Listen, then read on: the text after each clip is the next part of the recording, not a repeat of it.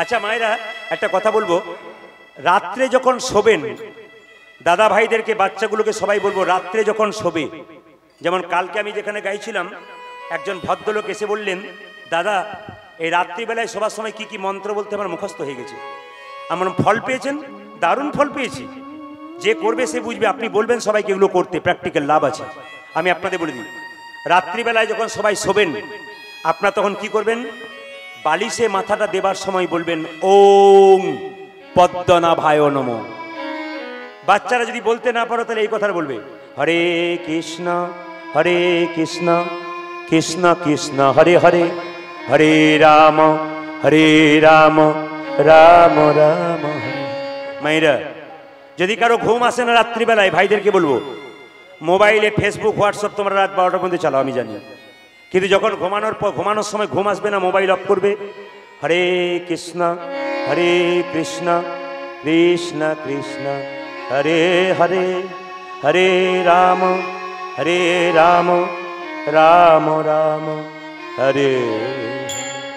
জীবনে টেনশন থাকলে দোকান থেকে ওষুধ কিনতে হয়, কিন্তু টেনশন ফ্রি যদি সারা জীবন করতে চান তবে হরে কৃষ্ণ নাম করে শুতে থাকবেন, আপনার কাজ হবে। কেন হরে কৃষ্ণ নাম বলবেন মায়েরা? কারণ আজকে রাত্রিতে শুলেন, কালকে যে সকাল হবে গ্যারেন্টি নাই। ট্রেন আসবার সময় সিগন্যাল দেয়, আমরা জানতে পারি ট্রেন আসে, কিন্তু মৃত্যু আসবার সময় কোনো সিগন্যাল দেয় না। যে কোনো মানুষের জীবনে যে কোনো সময় আসতে পারে। কুরুক্ষেত্রের যুদ্ধে কৃষ্ণ বলেছে, মৃত্যুর আগে কেউ যদি আমার নাম স্মরণ করে তবে সে যে আমার চরণ লাভ করে। তাই মায়েরা দাদা ভাইরা, ঘুমানোর সময় ভগবানের নাম করতে করতে শোবেন। বলা তো যায় না, কালকে সকালে আপনার চোখ নাও খুলতে পারে। চোখ খুললে হবে সকাল, আরে চোখ না খুললে হবে পরকাল। তাই বলা তো যায় না কে কখন চলে যাবে। পদ্ম পাতার জল করে টলমল, কেউ জানে না কি হয়ে যাবে। আমাকে ছোট্ট প্রমাণ দিয়ে দিই, আমি আপনাদের ছোট্ট প্রমাণ দিয়ে দিই। আমি ঝাড়খণ্ডে 1 বছর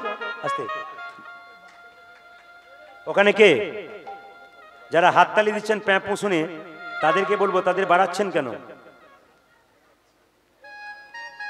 হরে কৃষ্ণ। যদি কীর্তন হয় সেই জায়গাতে কোনো ছেলে দুষ্টামি করে, সেই ছেলেকে পাশে ছেলেরা দাঁড়িয়ে থাকবেন, সরিয়ে দেবেন ওখান থেকে। ওকে শিক্ষা দিয়ে দেবেন যে হরিনামে এটা ড্যান্স হাঙ্গামা নয়, এটা হরিনামের জায়গা, এটা বুঝিয়ে দিন। তবে হিন্দু সনাতন ধর্ম ঘটবে। কেন বলুন তো? মুসলিম সমাজে দেখবেন,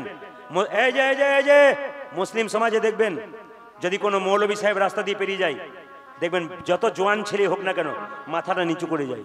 লজ্জা আমাদের। কোনো বৈষ্ণব পেরিয়ে গেলে কোনো হিন্দু ছেলে তার কাপড় ধরে টেনে দেয়, তার কাছা ধরে টেনে দেয়, তার তিলকটা মুছে দেয়, তাকে ঠাট্টা করে। ধর্ম থাকবে কোথায়? কোথায় ধর্ম থাকবে? একটা মসজিদ একটা মুসলমানের ছেলে সে কি করছে? প্রত্যেকদিন নামাজ পড়ছে, আর হিন্দুর ছেলে মন্দিরের পাশ দিয়ে 50 বার পেরোচ্ছে, একবার প্রণাম করছে না। এর চাইতে লজ্জা কি হতে পারে? কোন জায়গায় টিকবেন আপনারা? হিন্দু সনাতন ধর্ম বেঁচে থাকবে? কোনোদিনই বেঁচে থাকবে না। যেদিন যীশু খ্রিস্টের জন্মদিন আপনারা সবাই জানতে পারলেন, আজকে যীশু খ্রিস্টের জন্মদিন, কেক কাটা হয়। মহাপ্রভুর কোন দিন জন্মদিন আমাদের বাচ্চারা কেউ জানে না, আমরা জানি না। কেন? হাঁড়ি, যদি আমি আগেই বলেছি, কুমোর ভালো না হলে হাঁড়ি ভালো হবে কি করে? আপনি জানেন না মহাপ্রভু কবে জন্ম নিয়েছে, আপনার বাচ্চাকে শেখাবেন কি করে? শেখাবেন স্বয়ং ভগবান, যার জন্য পৃথিবীতে এলাম, তিনি দোল পূর্ণিমার দিন এসেছিলেন। 23শে ফাল্গুন সন্ধ্যাবেলায় 5টা 46 মিনিট এসেছিলেন মা সচিমাতার কোল আলো করে। এগুলো জানতে হয়। এই জন্য কীর্তন আপনি বাচ্চাকে জানাবেন, আপনাদের কাজ। কীর্তন শুনতে আসতে হয় কেন? একটা কথা বলে, শিক্ষিত মানুষ মা বাবাকে ভাত দেয় না, কিন্তু এমন লোক আছে জন খেটে খায়, মুনিশ খেটে খায়, দিনের মাথায় 200 টাকা রোজগার করে, নিজে শাক ভাত খায়, মা বাবাকেও শাক ভাত দেয়। এদের পড়াশুনো নাই কিন্তু বিবেক আছে, ওদের পড়াশুনো আছে কিন্তু বিবেক মনুষ্যত্ব নাই। একমাত্র বিবেক মনুষ্যত্ব তৈরি হয় স্কুল কলেজে নয়। ও মুখস্থ করে পড়াশোনা করে চাকরি পায়। একমাত্র বিবেক মনুষ্যত্ব তৈরি হয় একমাত্র হরিনামে। এই জন্য নিজে আসবেন না, বাচ্চাদেরকে নিয়ে আসবেন। ওরা ঘুমাক, ওরা আনন্দ করুক, ওরা চিৎকার করুক, তবু বাচ্চা যেন কীর্তন শোনে। কেন? যত বাচ্চা কীর্তন শুনবে তত কৃষ্ণ ভক্ত তৈরি হয়ে যাবে। এপিজে আব্দুল কালাম বলেছে, প্রত্যেকটা মায়ের কোল একটা বাচ্চার 100টা স্কুলের সমান। কেন? মায়ের কোলেই বাচ্চা শিক্ষা পায়। লক্ষ্য করবেন, মায়ের কাছ থেকে শিক্ষা পায় কেমন? বাঘিনী যখন সাঁতার কাটে তখন দেখবেন বাচ্চাগুলো সাঁতার সাচ্চা কাটে না, কেন? ভয়ে যায় না। বাঘিনী আগে নেমে যায়, বাচ্চাগুলো আগে নিয়ে যায়। আপনারা কি করবেন মায়েরা? ধর্মের পথে আপনি আগে নামবেন, আপনার পিছু পিছু বাচ্চা নামবে। আপনাদের মেদিনীপুরের একজন মহান মানুষ, পৃথিবীর মানুষ তাকে চেনে, ঈশ্বরচন্দ্র বিদ্যাসাগর। তার মা ভগবতী দেবী সাগরের মা হলো কেন? মা খালের মা হলো না, বিলের মা হলো না, কেন তিনি সাগরের মা হলেন? মনটা তার সাগরের মতো ছিল বলে তো সাগরের মা হতে পেরেছিল। বিদ্যাসাগর মহাশয় তার মায়ের জন্য একটা শাল এনেছিল। মা, শালটা গায়ে নেবে না? না। কেন? পাড়া প্রতিবেশীর কত মা ঠান্ডায় থরথর করে কাঁপছে, যেদিন তুই ওদের জন্য চাদর আনবি বাবা, সেদিন শাল নেব। কে আমাকে মাসি বলে ডাকি, কে আমাকে কাকি বলে ডাকি, কে আমাকে মা বলে ডাকি, তারা ঠান্ডায় থরথর করে কাঁপবে, আর তোর মা হয়ে আমি কেমন করে শালটা গায়ে নেব? এরই তো নাম বিদ্যাসাগর, এরই তো নাম সাগরের মা। আপনি যদি মা হতে চান, ভালো মা, আপনাকে বড় মনের মানুষ হতে হবে। ওই জন্য মায়েরা দেখবেন কীর্তনে আসুন, আপনারা লক্ষ্য করবেন, যত জায়গায় কীর্তন করছি সব জায়গায় দেখতে পাচ্ছি মায়েদের সংখ্যা বেশি। কেন বলুন তো? মায়েরাই জিনিসগুলোকে ধরতে পারে, মায়েরাই ব্যবহার করতে পারে। দাদা ভাইরা তো কাজে চলে যান, কিন্তু মায়েরা কি করে এগুলো ব্যবহার করেন। আমি একটা একটা করে বলি। রাত্রিবেলায় শোবেন দাদা ভাইরা, বালিশে মাথা দিয়ে হরে কৃষ্ণ নাম করবেন। সকালবেলায় ঘুম থেকে উঠবেন, সবাইকে বলে রাখি, আপনার বাড়ির দেওয়ালে একটা কৃষ্ণের ছবি রাখবেন, কৃষ্ণের প্রণাম করে উঠবেন কৃষ্ণকে দেখে। রাধা রানী জন্মের সময় অন্ধ ছিল, তিনি চোখ খোলেন নাই, শর্ত করেছিল যখন আমি প্রথম চোখ খুলবো কৃষ্ণকে দেখেই খুলবো। আপনি রাধার মতো শপথ নেবেন, সকালবেলায় যখন ঘুম থেকে উঠবেন আগে কৃষ্ণের বদন দেখবেন, তারপর আপনারা উঠবেন। এইবার বলি, বিছানায় যখন শুয়ে আছেন, ঘুম থেকে উঠছেন, কৃষ্ণের ছবি নাই, প্রণাম করতে পারছেন না, নিজের হাতটাকে প্রণাম করবেন। কিভাবে প্রণাম করবেন আমি তাকিয়ে দেখিয়ে দিই। এই হাতটাকে ধরে বলবেন, করাগ্গে বসতে লক্ষ্মী, কর মূলে তু সরস্বতী, কর মধ্যে গোবিন্দম, প্রভাতে কর দর্শনম। করাগ্গে বসতে লক্ষ্মী, এখানে মা লক্ষ্মী থাকে। কর মূলে তু সরস্বতী, এখানে সরস্বতী থাকে। কর মধ্যে গোবিন্দম, এখানে কৃষ্ণ থাকে। আচমন করার সময় জলটা এখানে নিয়ে কেন? এখানে ভগবান কৃষ্ণ থাকে। শাস্ত্র বলল প্রভাতে কর-দর্শনম, মানে প্রভাতে যে কর-দর্শন করে তার গোবিন্দ দর্শন হয়। সকালবেলায় ঘুম থেকে উঠে কোনো মন্ত্র বলার দরকার নাই, বিছানা থেকে উঠবেন, বালিশ থেকে মাথা ছাড়াবেন, সঙ্গে সঙ্গে হাতটাকে দেখে একবার প্রণাম করবেন। এখানে কৃষ্ণ, এখানে লক্ষ্মী, এখানে সরস্বতী, এখানে কৃষ্ণ, দর্শন আপনার হয়ে যাবে। আপনি শুয়ে থাকবেন, শুয়ে থাকতে থাকতে গুরু মন্ত্র ভজনা করবেন, বলবেন বিছানা অপবিত্র জায়গা, মন্ত্র ভজন করলে পাপ হয়ে যাবে। মহাপ্রভু বলেছে, খাইতে শুইতে যথা তথা হরিনাম করো। হরিনামের কোনো বিচার নাই, যে কোনো জায়গায় করা যায়। মহাপ্রভু যখন নীলাচলে গিয়েছিল, তার সঙ্গে ছোট্ট একটা বাচ্চা ছিল, তার নাম হলো গোপাল। মহাপ্রভু পায়খানায় বসেছিল, জিভটাকে দাঁত দিয়ে চেপে ধরেছিল। গোপাল জিজ্ঞেস করেছিল, প্রভু তুমি যখন পায়খানায় বসলে তখন তুমি জিভটাকে দাঁত দিয়ে চেপে ধরলে কেন? মহাপ্রভু বলল, গোপাল রে, তুই তো বুঝবি না, হরিনাম হলো পবিত্র জিনিস। আমি পায়খানায় বসেছি মানে অপবিত্র জায়গায় বসেছি। এই সময় হরিনাম করলে আমার মন প্রাণ সব অপবিত্র হয়ে যাবে। জীবটাকে দাঁত দিয়ে চেপে ধরেছি। ছোট্ট গোপাল বলল, প্রভু আমি তো তোমার কাছে ক্ষুদ্র, তোমার চরণে প্রণাম করে একটা কথা বলি। কুরুক্ষেত্রের যুদ্ধে কৃষ্ণ বলেছে, মৃত্যুকালে কেউ যদি আমার নাম স্মরণ করি তবে সে যে আমার চরণ লাভ করে। আচ্ছা প্রভু, কেউ যদি পায়খানাতে বসে তারে বুকের প্রচন্ড যন্ত্রণা হয়, সে আবার মরতে যাবে, তখন যদি কৃষ্ণ নাম করতে পারে, কেউ যদি কাছে না থাকে, সে কি কৃষ্ণ নাম করতে পাবে না? তবে মৃত্যুর আগে হরিনাম করতে বলল কেন? মহাপ্রভু সেদিনে গোপালকে ধরে বলল, গোপাল রে, আমি হয়ে গেলাম মহাপ্রভু, সবাই আমায় প্রভু বলি। এ জগতে যার কাছ থেকে শিক্ষা পাওয়া যায়, সেই তো তার কাছ থেকে শিক্ষা পেলে তিনিই তো একজন গুরু হয়ে যায়। ওরে গোপাল রে, আজ থেকে তোর নাম দিলাম গোপাল। ওই জন্যে মায়েরা, সংসারে ভগবানকে পাওয়া যায়, সংসারের বাইরে পাওয়া যায় না। একটা একটা করে শুনবেন, দারুণ তত্ত্বের কথা কিন্তু। সংসারের ভেতরে ভগবানকে পাওয়া যায়, সংসারের বাইরে পাওয়া যায় না। কেন পাওয়া যায় না? তত্ত্বগুলো শুনবেন। ঘর বাড়ি ত্যাগ করে বলে কৃষ্ণ হরে হরে, তুং দিয়ে যাই বৃন্দাবন। বাড়ি ছেড়ে তো চলে গেছে, ঘর যে তার মনে আছে, এই ত্যাগে পাওয়া যায় না শ্রীনন্দের নন্দন। আপনি সংসার ছেড়ে ট্রেন ধরতে গেলেন বৃন্দাবন যাবার জন্যে, মাঝ রাস্তায় মনে পড়ে গেল মেয়েটার বিয়ে হয় নাই, ছেলেটার চাকরি হয় নাই, এরকম পিছু চিন্তা যার আছে ভগবান সে কোনোদিন পায় না। কে পেয়েছিল? জনক ঋষি রাজা, যিনি পূর্ণত্যাগী ছিলেন, তিনি কোনোদিন সংসার ত্যাগ করেন নাই, সোনার পুরীতে বসে থাকতো, মনকে সে যে গোলকে রাখতো। এরকম যদি ত্যাগী হওয়া যায় কৃষ্ণের চরণ পাওয়া যায়। আপনারা 2 ভরি 4 ভরি সোনা পেলে আপনাদের কত অহংকার হয়ে যায়। জনক রাজা যে বাড়িতে বাস করত সোনা দিয়ে মোড়া ছিল, মনটা কিন্তু গোবিন্দ সোনার কাছে পড়েছিল। বলছে পাকাল মাছ পাকে থাকে, তুলে দেখো পাকাল মাছকে, বড় হয়েছে সে পাক খেয়ে, কিন্তু পাকাল মাছের গায়ে কোনো পাকের দাগ লাগে নাই। পদ্ম পাতা জলে ভাসে, যখনই বর্ষা আসে বর্ষার জল লাগে পদ্ম পাতার গায়ে, তুলে দেখো পাতাখানা, পদ্মের গায়ে দাগ লাগে না। এইরকম যদি ত্যাগী হওয়া যায় কৃষ্ণের চরণে পাওয়া যায়। একটা আশ্চর্য ঘটনা দেখলাম, কি জানেন? কোনো মায়ের ললাটে আমি তিলক দেখতে পেয়েছি, কোনো বাচ্চা ছেলের ললাটে তিলক দেখতে পেয়েছি। এই তিলক দেখে আমি খুব খুশি হয়েছি। আপনারা কাল থেকে সবাই তিলক করবেন। আচ্ছা, কারা কারা তিলক করবেন একটু হাত তুলুন তো, কাল থেকে যারা করবেন। অনেকে ভাবছে এখন তুলবো না, আপনার ফোন নাম্বার নিয়ে 2-4 দিন পরে বলবো করব কি না করব। কিন্তু জেনে নিন মায়েরা, আপনাদের তিলক করা একটা সহজ। বাইরে এই যে ভাই, এই যে হরে কৃষ্ণ মাইকম্যান আউটে যাচ্ছে, ঠিক আপনারা ঠিক শুনতে পাচ্ছেন তো? বলবেন জোরে। আচ্ছা, এই দিকে তাকান মায়েরা। প্রশ্ন হচ্ছে তিলকের সহজ উপায় আজকে আপনাদের বলে দেবো, আপনারা সবাই করতে পারবেন। আসলে আমাদের হিন্দুদের সবচেয়ে লজ্জার ব্যাপার কি জানেন? যদি কেউ তিলক নিয়ে বাড়িতে একটু তালি দিয়ে কীর্তন করে না, তো পাশের বাড়ির লোকের গায়ে খুব জ্বালা ধরে যায়। হ্যাঁ চলে, কি বলে বলুন তো? বাবা রে কত বড় ভক্ত হয়ে গেল গো, থালা কেটে করতালি বাজাচ্ছে আর হরিনাম করছে, হরিবোধেও ঘরে আগে চলে আসবে। না না, এইদিকে তাকাবেন। হাতি রাস্তা দিয়ে যায়, কুকুর ঘেউ ঘেউ করে, জোরে বলবেন হাতি কুকুরের দিকে তাকায়, জোরে বলবেন তাকায়। যারা কৃষ্ণ ভক্ত হয় তারা হাতির মতো, যারা নিন্দুক হয় তারা কুকুরের মতো। আপনি হাতি হবেন, কুকুরের দিকে তাকাবেন। এই সমস্ত কুকুরগুলোর জন্য হিন্দু ধর্ম নষ্ট হচ্ছে। এই সমস্ত কুকুরের দিকে তাকাবেন না। কেন? নিম পাতা যতই মিষ্টি রসে ভেজান, পাতা তেতো যায়। জোরে বলুন। যে বদমাইশ লোক সব সময় নিন্দা করে বেড়ায়, ওকে যতই আপনি ভালো কথা শোনান, ও কিন্তু জীবনে সোজা হবে না। এই জন্য আপনাদের কাছে নিবেদন রইল, আমি একটা ছোট্ট প্রমাণ আপনাদের বলে দিই। আমার পাশের বাড়িতে একটা মেয়ে ক্লাস 9-এ পড়ে, স্কুলে যায় তিলক নিয়ে। আমি একদিন জিজ্ঞেস করলাম, খুকি এত সুন্দর তিলক পরে শাড়ি পরে স্কুলে যাচ্ছিস, বেশ সুন্দর লাগছে তোকে। বলছে কাকু আপনার কীর্তন শুনে শুনে আমার মুখস্থ হয়ে গেছে। আমার মাঝে একবার মনে হলো কি জানেন? বলে কি? যদি আমি তিলক করে কলেজে যাই, আমার দেখে আরো 5টা মেয়ে যদি নেয়, তবে আমাদের সনাতন ধর্ম বাঁচবে।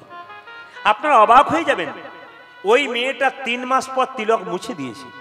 আমি জিজ্ঞেস করলাম, খুকি তিলক মুছলি কেন?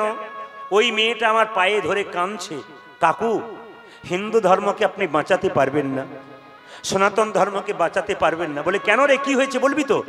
বলছে কাকু আমি যখন প্রথম তিলক নিয়ে আমি কলেজ স্কুলে যেতাম, তখন আমাদের হিন্দুদের মেয়েগুলো চিৎকার করে বলতো, বাবা বৈষ্ণবী হয়ে গেলি দেখবি তোর বিয়েই হবে না।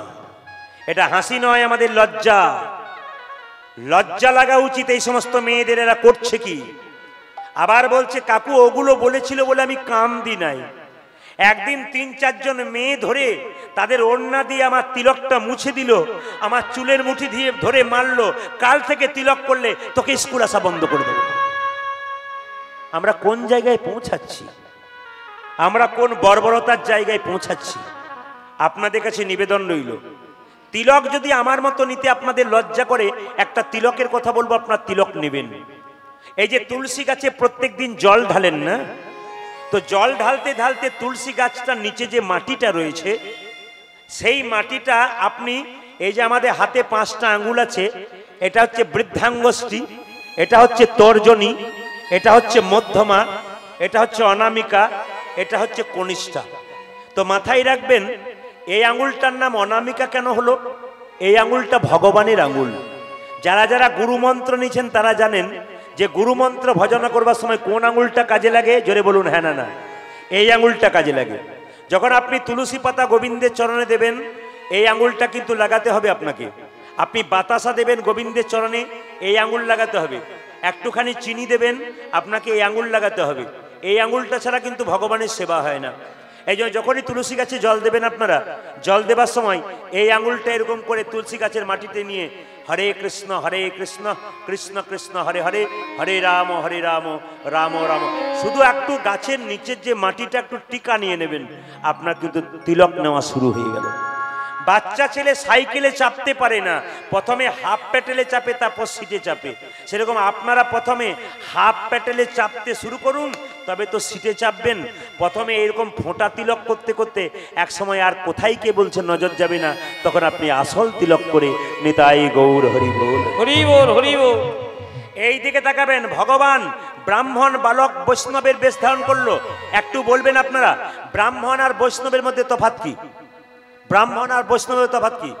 আপনি কোন ব্রাহ্মণকে প্রণাম করেন, ঘুরে ব্রাহ্মণ আপনাকে প্রণাম করে, জোরে বলুন হ্যাঁ না না। কিন্তু কোন বৈষ্ণবকে আপনি প্রণাম করুন, দেখবেন ঘুরে আবার বৈষ্ণব আপনাকে প্রণাম জানাবে। এইটা হচ্ছে তফাৎ। ওই জন্য ব্রাহ্মণ বৈষ্ণব, মানে ব্রাহ্মণ হয়ে কেউ যদি বৈষ্ণব হতে পারে, তার তো বিরাট লাভ হয়ে যায়। আচ্ছা, দ্রৌপদী একদিন গঙ্গাতে স্নান করতে গিয়েছিল। একজন বয়স্ক মুনি গঙ্গা জলে স্নান করছিল। কিন্তু কি হয়েছিল জানেন?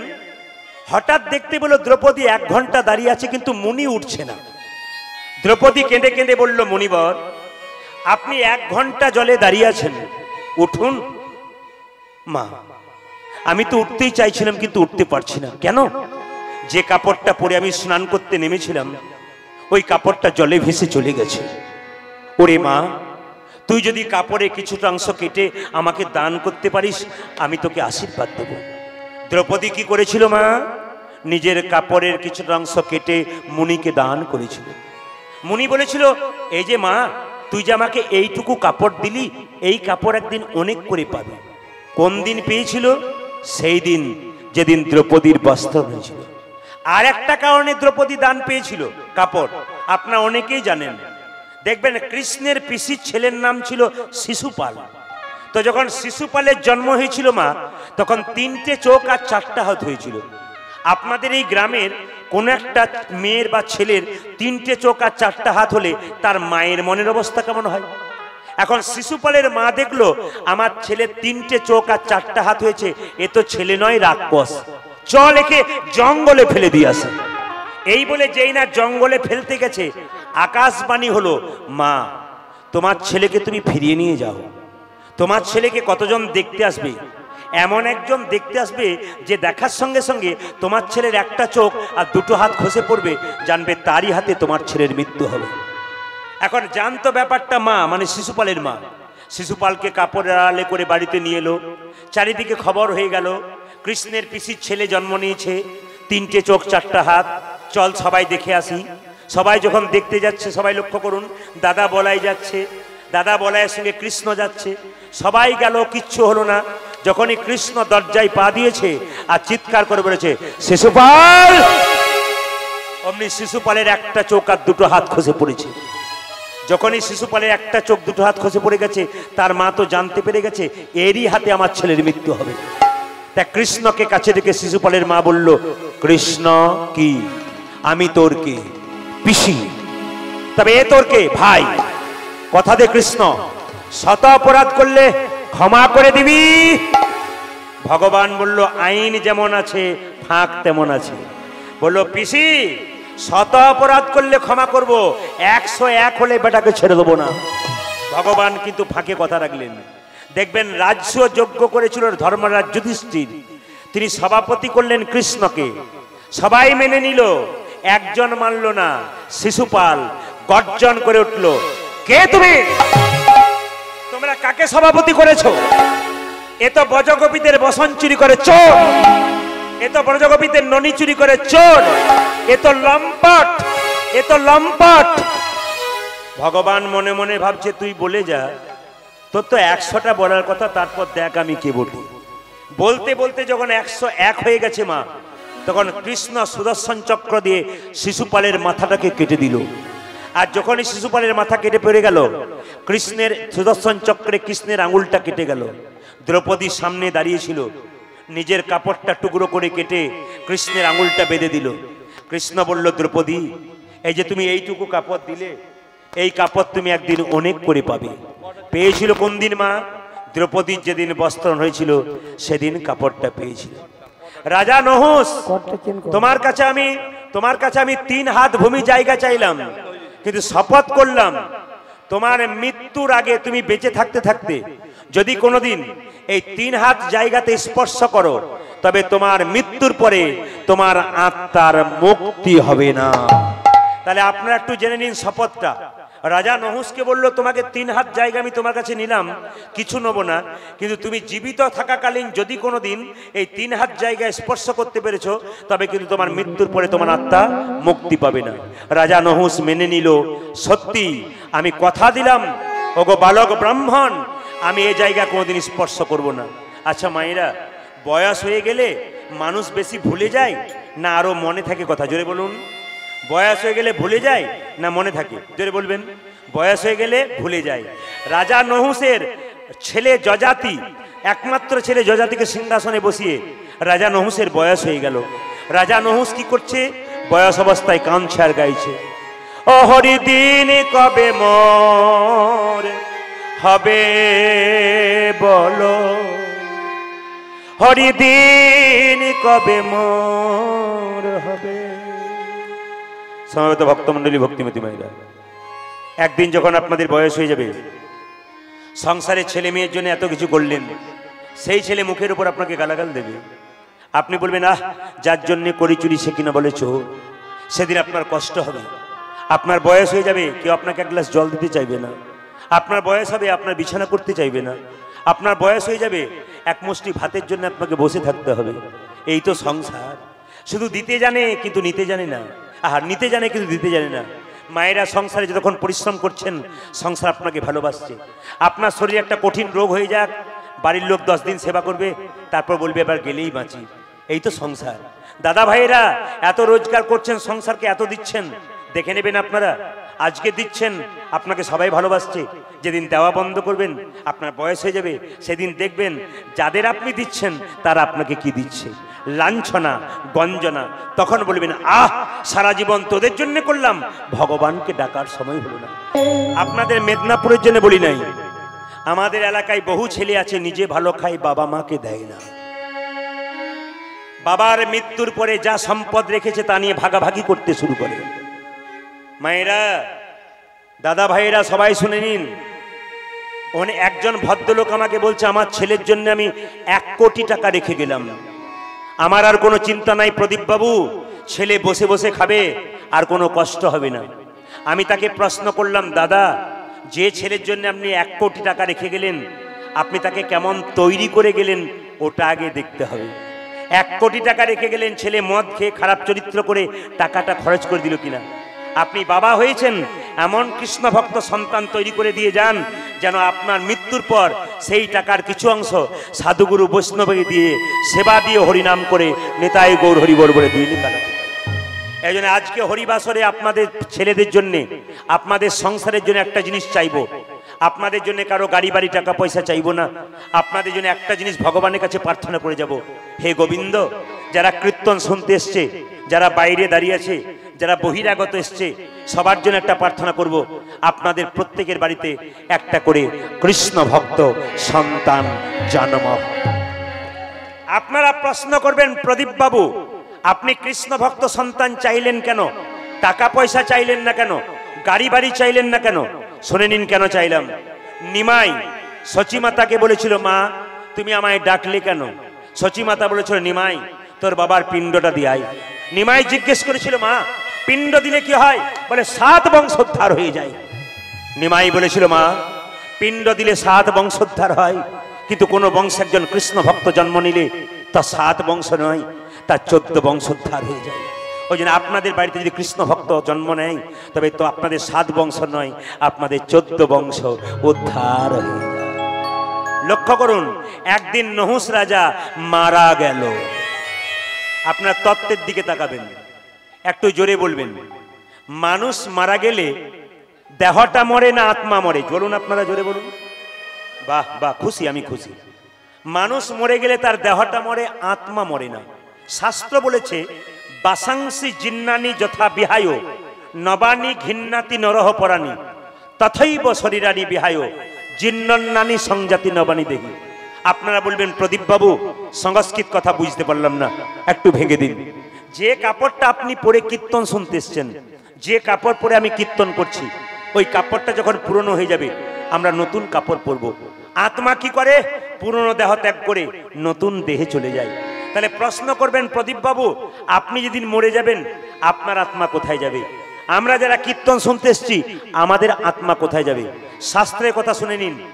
মানুষ যদি জন্ম নিয়ে কেউ পশুর মতো কর্ম করে পরের জন্মে তার পশুকুলে জন্ম হয়। মানুষ কুলে জন্ম নিয়ে যদি মানুষের মতো কর্ম করে তবে সে আবার মানুষ হয়। আর মানুষ কুলে জন্ম নিয়ে কেউ যদি মহাপুরুষের মতো কর্ম করে তার দ্বিতীয় জন্ম হয় না, তার গোবিন্দের চরণ প্রাপ্ত হয়ে যায়। আপনারা প্রশ্ন করবেন কেমন? যে ধানকে সেদ্ধ করে মাঠে ছড়ানো হয় তার যেমন দ্বিতীয় গাছ হয় না, যে দেহ হরিনামে সিদ্ধ হয়ে যায় তার দ্বিতীয় জন্ম হয় না, নিতাই গৌর হরি বল বলে গোবিন্দের কাছে চলে যায়। এইবার জেনে নিন, আপনি মরে যাবেন, আমি মরে যাব, আমার কর্মফল কি করে যাবে? পুষ্পের গন্ধ যেমন বাতাসে ছড়ায়, আত্মার কর্মফল আত্মা সঙ্গে করে নিয়ে চলে যায়। জেনে নিন, মানুষের প্রাণ বেরোয় কোন পথ দিয়ে? শরীরের যে এত এত পথ রয়েছে, আমি আজকে বলে যাব শ্রীমদ্ ভাগবত গীতার কথা। কি মানুষের কোন জায়গা থেকে প্রাণ বেরোয়? বলছে আমাদের শরীরে 6টা ছিদ্র আছে। ভাইরা সবাই জেনে নাও, আমাদের শরীরে 6টা ফুটো মানে ছিদ্র আছে। আপনারা গুনে নিন সবাই। 2টো কানের ছিদ্র, 2টো চোখের ছিদ্র, 2টো নাকের ছিদ্র, 1টি মুখের ছিদ্র। কটা হলো? 7টা। আর একটা পায়ু, একটা উপস্থ এই নিচের দিকে। এবার লক্ষ্য করুন, এই ওপর দিকে চোখ দিয়ে, কান দিয়ে, নাক দিয়ে, মুখ দিয়ে প্রাণ বেরোলে আপনি স্বর্গে যাবেন। যেমন দেখবেন যার চোখ দিয়ে প্রাণ বেরোয় সে দেখবেন চোখ মেলে মরে, বলে না বাবা তাকিয়ে আছি গো যেন মরে নাই। জেনে নেবেন চোখ দিয়ে প্রাণ বেরোলো। অনেকে দেখবেন মরবার সময় হাঁ করে মরে, তার মানে কি মুখ দিয়ে ওর প্রাণ গেছে।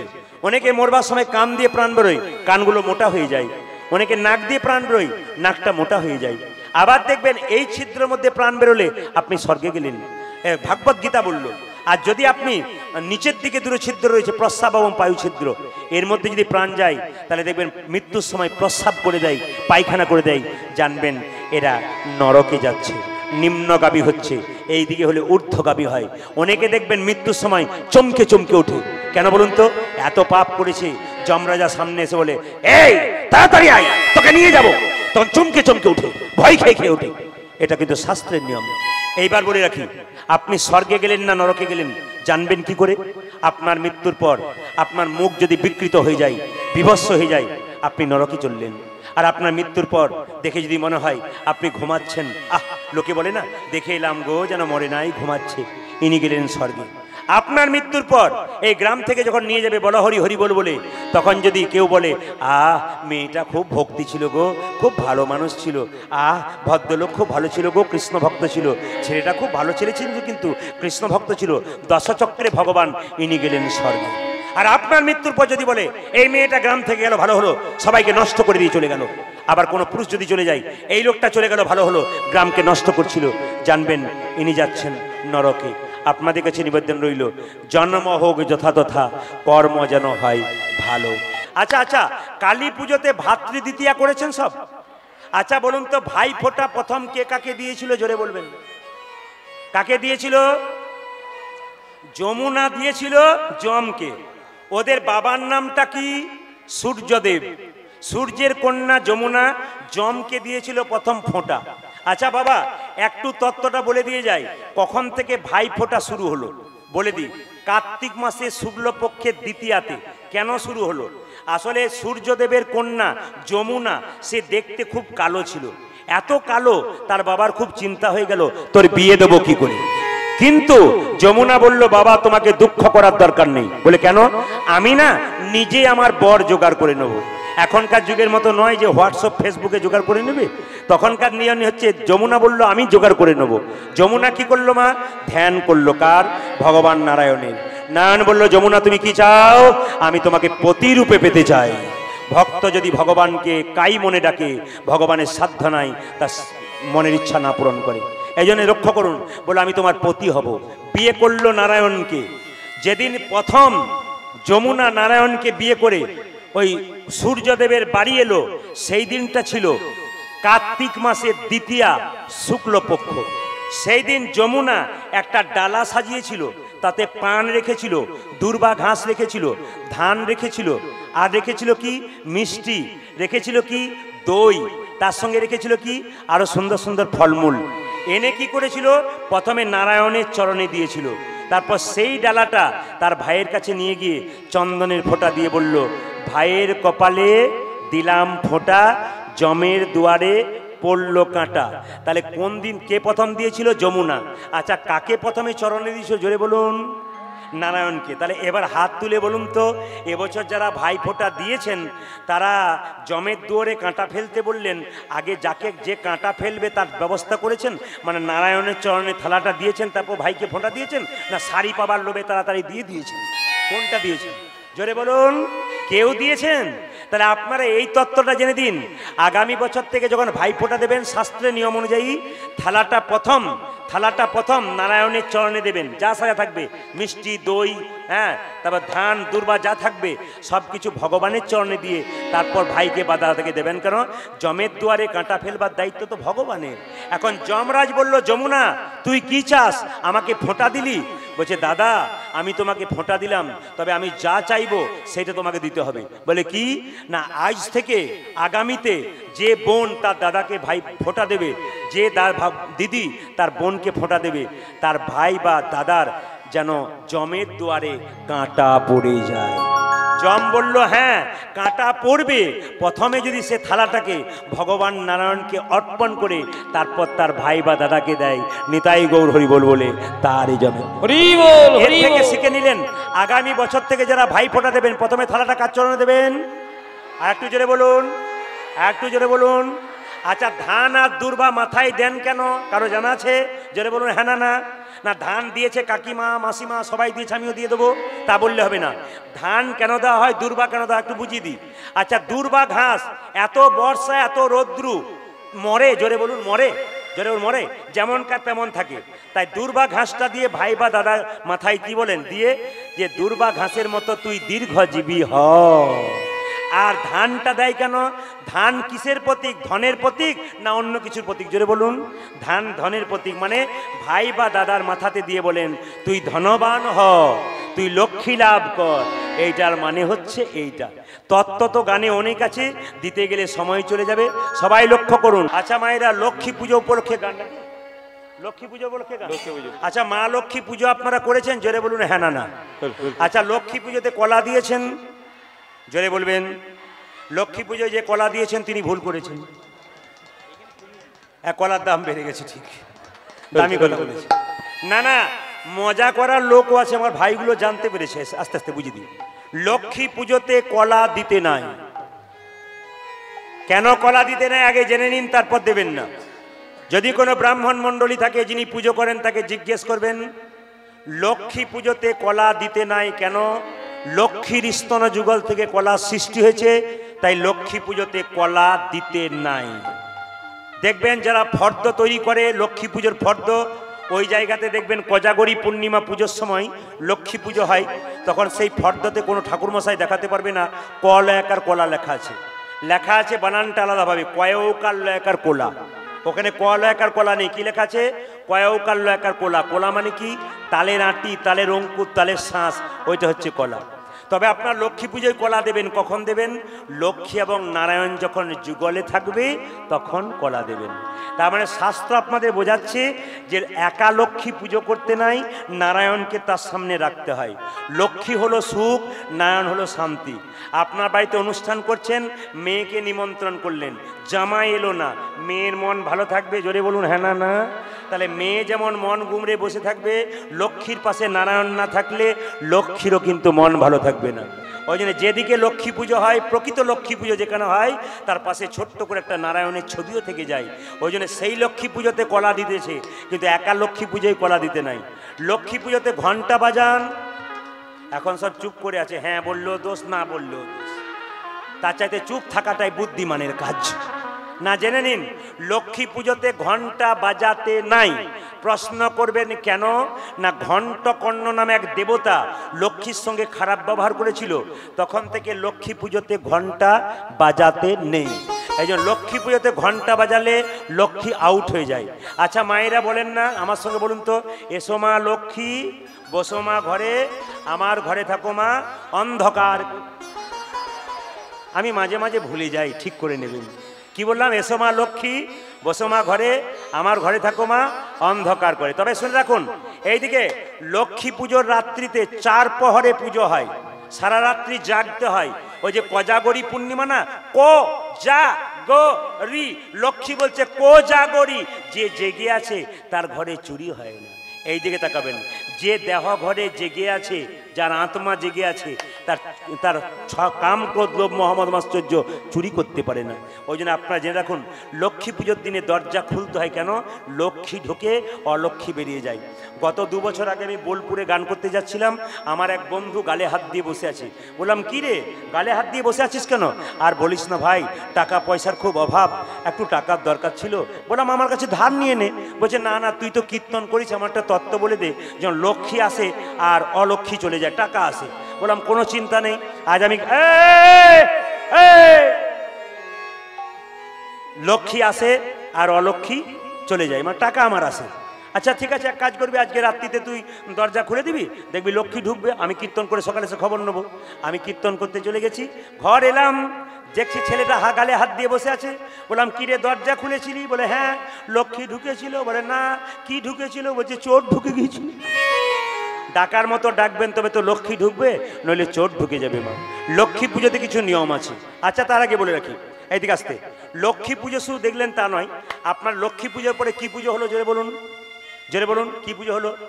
হ্যাঁ হ্যাঁ হ্যাঁ, দুর্গা পূজা লক্ষ্মী পুজো পরে? আই রে, কি গন্ডগোল, মানে মাথা মাঝে মাঝে খারাপ হয়ে যায়। হ্যাঁ ভুল, লক্ষ্মী পুজোর পরে কালী, কালী কালী, যেটা বলুন কালী পূজা। একটা হনুমান ডালে ডালে ঘুরে বেড়ায়, আপনারা দেখেছেন, বাচ্চাটাকে পেটে নিয়ে দৌড়ে দৌড়ে বেড়ায়, তবু বাচ্চাটাকে ছাড়ে না। একটা গাভীর বাচ্চা হয়ে যায় বাছুর, আপনি বাছুরটাকে টেনে আনুন, গাভী দড়ি ছিঁড়ে আপনার পেছন ছুটবে কেন বলুন তো?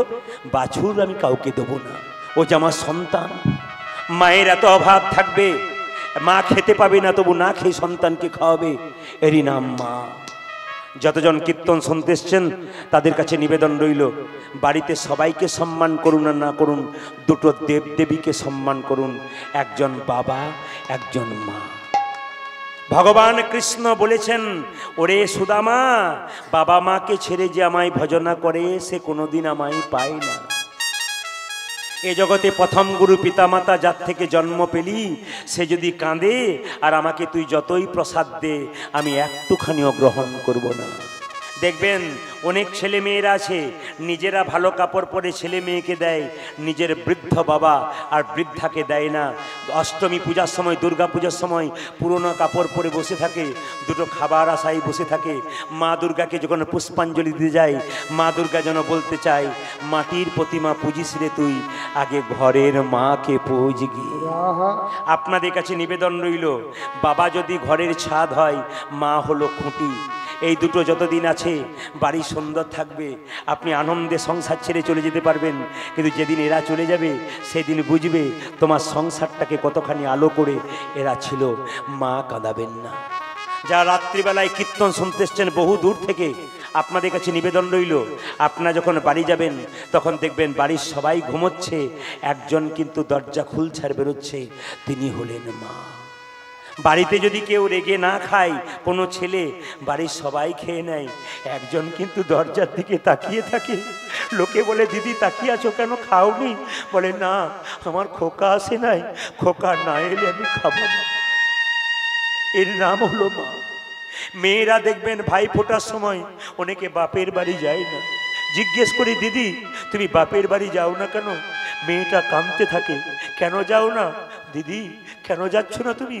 ও কেঁদে কেঁদে বলে, ভাই যার কাছে যেতাম সেই তো নাই, আমার মাটা বেঁচে ছিল, আমি সংসারের সমস্ত জ্বালা থেকে মুক্তি পেয়ে মায়ের কাছে যেতাম, সে আর নাই, আমি কার কাছে গিয়ে দুঃখের কথা বলবো? বৃদ্ধ বাবাটা বেঁচে ছিল, সেও চলে গেল, আমি কার কাছে গিয়ে বলবো? ওই জন্য আপনাদের কাছে নিবেদন রইল, কেউ মাকে কাঁদাবেন না। প্রত্যেকটি বোন, মেদিনীপুরের প্রত্যেকটি বোন যাদের কম বয়স হয়েছে তাদের কাছে প্রদীপ পালের করার জন্য নিবেদন রইল, আপনারা বংশের দুটো প্রদীপ, ছেলের এক বংশের প্রদীপ হয় তার বাবার বংশে, কিন্তু আপনারা দুটো বংশের প্রদীপ, বাবার বংশের প্রদীপ, শ্বশুর কুলের প্রদীপ আপনারা জ্বলবেন গিয়ে, না না আগুনে জ্বলবেন না, প্রেমের আলো সংসারে বয়ে দেবেন।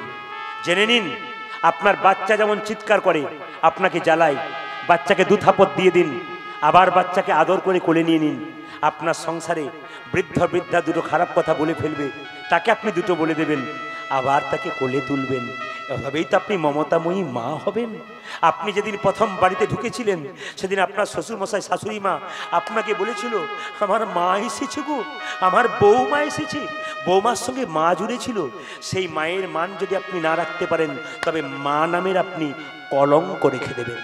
সবাইকে বলে রাখি, আপনি যে স্বামীকে পেলেন, আপনি আদর করে স্বামীর জন্য জামা কাপড় পরছেন, আপনি স্বামীর জন্য বাড়ি ঘর সব কিছু করেছেন, কিন্তু আপনাকে মাথায় রাখতে হবে যে গাছ থেকে ফলটা পেলেন সেই গাছটাকে যত্ন না করলে ফলটা যে ভালো থাকবে না গো, পচে যাবে। আপনাদের কাছে নিবেদন রইল, যদি বিবেকবান হন, আপনারা যদি পড়াশুনো করেছেন তবে মাথায় রাখবেন যে মা বাবা অক্লান্ত পরিশ্রম করে তার সন্তানকে বড় করলো না খেয়ে, সেই সন্তানকে তুমি স্বামী রূপে পেয়ে সেই মা বাবা যদি খেতে না দাও তবে তুমি নারী নামের কলঙ্ক হয়ে যাবে, তোমার জীবনটা কলঙ্কিত হয়ে যাবে, তুমি দুঃখের সাগরে মিশে। কেউ মা কাঁদাবেন না, মায়ের মতো আপনার কেউ হয় না। সবচেয়ে লজ্জার ব্যাপার কি জানেন, একটা মায়ের পেটে 10 মাস 10 দিন একটা বাচ্চার জায়গা হয়, সেই ছেলে বড় হয়ে যখন কলকাতায় একটা ফ্ল্যাট কেনে, মা বাবার একদিনের জন্য জায়গা হয় না। কি লাভ কীর্তন শুনে যদি এই জায়গাটা ঠিক না রাখতে পারলেন? কি লাভ কীর্তন শুনে যদি মনুষ্যত্ব তৈরি করতে না পারলেন? কি লাভ কীর্তন শুনে আপনি যদি মানুষ হতে না পারলেন? কি লাভ কীর্তন শুনে আপনাদের বিবেক তৈরি না হলো? তবে হ্যাঁ, আজকে যদি আপনি কাউকে না দেন, আপনার যে ছেলেটা বড় হচ্ছে না, ও একদিন আপনাকে ঘাত ধরে ঘর থেকে বের করবে। সেই দিন বুঝবেন। অনেক মেয়েরা আমার কাছে বলে, মায়েরা, বাবা আমার ছেলে খেতে দেয় না। আমি জিজ্ঞেস করি, কিছু মনে করবেন না মা, আপনার শ্বশুর শাশুড়িকে আপনি দিয়েছিলেন? তখন মাথাটা নিচু করে থাকে। বলুন, মাথাটা নিচু করে থাকে কেন? দেয় নাই বলে পায় নাই। আপনি দেবেন, ঈশ্বরের বিচার সমান আছে, আপনিও পেয়ে যাবেন। যারা বৃন্দাবনে যাবেন তারা 3টি কথা মনে রাখবেন। বৃন্দাবনে গিয়ে ভগবানের কাছে আসতে, বৃন্দাবনে গিয়ে আপনারা কেউ চটি জুতো পরবেন না। এরপর থেকে যখন আপনারা বৃন্দাবনে যাবেন, শাস্ত্রের কথা মাথায় রাখবেন, আপনার বৃন্দাবনে গিয়ে কেউ চটি জুতো পরবেন না। প্রশ্ন করবেন কেন? না, কৃষ্ণ বৃন্দাবনে 11 বছর 56 দিন ছিল, কোনোদিন চটি জুতো পরে নাই, খালি পায়ে ঘুরে বেরিয়েছিল। ভগবানের চরণ ধুলি যে ধুলিতে মিশে আছে তার উপর চটি জুতো দিতে নাই। ওই জন্য আপনারা বৃন্দাবনে গেলে যেখানে বাসা নেবেন সেখানে চটি জুতো খুলবেন, কিন্তু বৃন্দাবনের পথে যখন হাঁটবেন খালি পায়ে হাঁটবেন।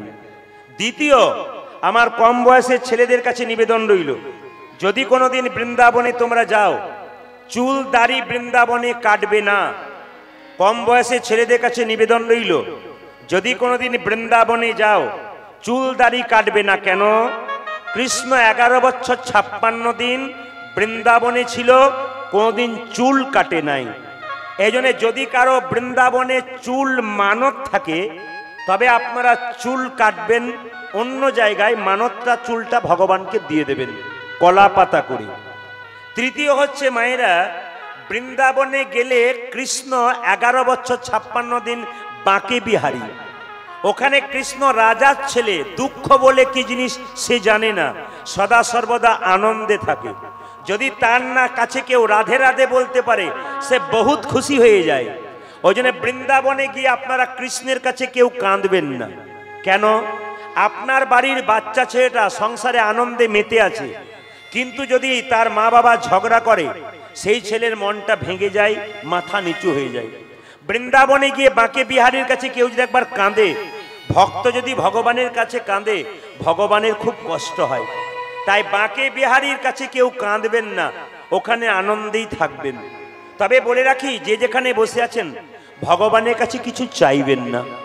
যে চাই তাকে অল্প দেয়, আর যে চায় না এত পাই ভাবতেই পারে না। মন্দিরে গিয়ে আমরা বলি মেয়ের বিয়ে দাও, ছেলের চাকরি দাও, কিন্তু ভগবানের কাছে চেয়ে যায় তাকে কি দেবার কিছু নাই? যে মালিকের কাছে আপনি কাজ করবেন, শুধু কি মালিক আপনার কথা ভাববে? আপনি কি মালিকের কথা ভাববেন না? যদি আপনি মালিকের কথা না ভাবেন, মালিক আপনার কথা ভাববে কি করে? ব্যাংকে টাকা জমা দেবেন তবে তো আপনি সুদ পাবেন, আর ব্যাংকে টাকা না জমা দিলে আপনি সুদ পাবেন কি করে? ভগবানের ব্যাংকে আপনি ভক্তি সম্পদ জমা দিন, আপনি কৃপা সম্পদ লাভ করে যাবেন। এই জন্যে ভগবানের মন্দিরে গিয়ে চাইতে নেই মা। কৃষ্ণের পরম বন্ধু সুদামা কোনোদিন চাই নাই। এত অভাব, একবেলা খেতে পায় একবেলা খেতে পায় না। কৃষ্ণকে দেখা করতে গিয়েছিল, কৃষ্ণ সুদামাকে বলেছিল, সুদামা তুই কেমন আছিস? বলছে আমি খুব ভালো আছি। কৃষ্ণ মনে মনে ভাবছে আমি তো জানি তুই কেমন আছিস, একবেলা খেতে পাস একবেলা পাস না, আর তুই বলছিস ভালো আছিস। সুদামা বলছে যত ভালো ছিলাম তার চাইতে আরো ভালো আছি তোকে দেখার পর থেকে। যারা ভক্ত হয় বাড়িতে কিসের অভাব ও কথা ভাবে না, গোবিন্দকে দেখলেই সব অভাব দূর হয়ে যায়।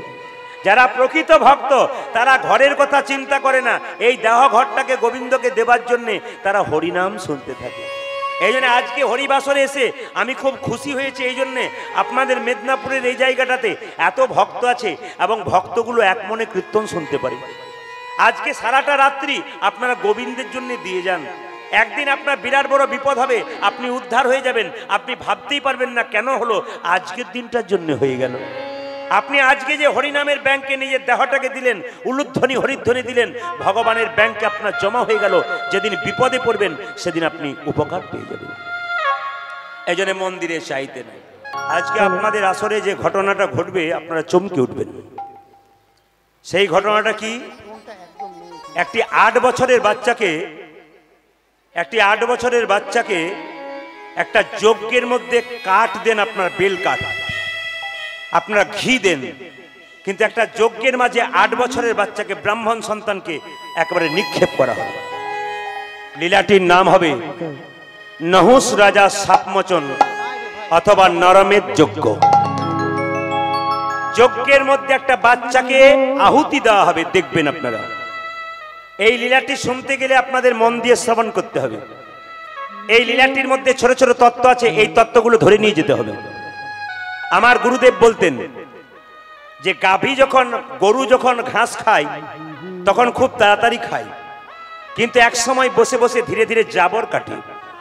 আপনারা কীর্তন শুনতে এসে বহু কথা শুনবেন, ওর মধ্যে 10টা কথা যদি হৃদয়ে গেঁথে নিয়ে যান আর জীবনে ব্যবহার করতে পারেন, আপনার জীবন তো সুন্দর হয়ে যাবে, আপনার জীবন পরিবর্তন হয়ে যাবে।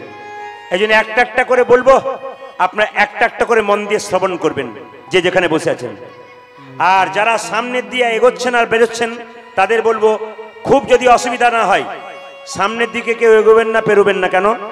সামনের দৃষ্টি কটু লাগে, সামনে বারবার পেরোলে। একটা ছোট্ট তত্ত্বের দ্বারা আমি নরমের যজ্ঞের দিকে যাব। নরমের যজ্ঞটা কি? এইদিকে মায়েরা, মর্তধামে নারদ মুনি একবার বেড়াতে এলেন। তিনি দেখতে পেলেন মর্তধামে যে একজন রাজা দান করছে, আর প্রচুর লোক লাইন দিয়ে দান, ওই যে একজন রাজা দান করছে আর প্রচুর লোক লাইন দিয়ে দান নিচ্ছে। তো নহুষ রাজার দানের নিয়ম আছে, আপনাদের মতো নয়। কিন্তু আমরা বাড়িতে কাউকে দান দিলে দেখবেন ব্রাহ্মণকে একটা 500 টাকার কাপড় দিই, বৈষ্ণবকে 400 টাকার কাপড় দিই, আর যারা ভিখারি মানুষ তাদের 100 টাকা দিয়ে দিই। মানে আমাদের দানের সমান নেই, বিচার নাই। কিন্তু নহুষ রাজার দানের বিচার কেমন? ও সবাইকে সমান দেয়। ব্রাহ্মণকে 500 টাকার কাপড়, তো ভিখারিকেও 500 টাকার কাপড়।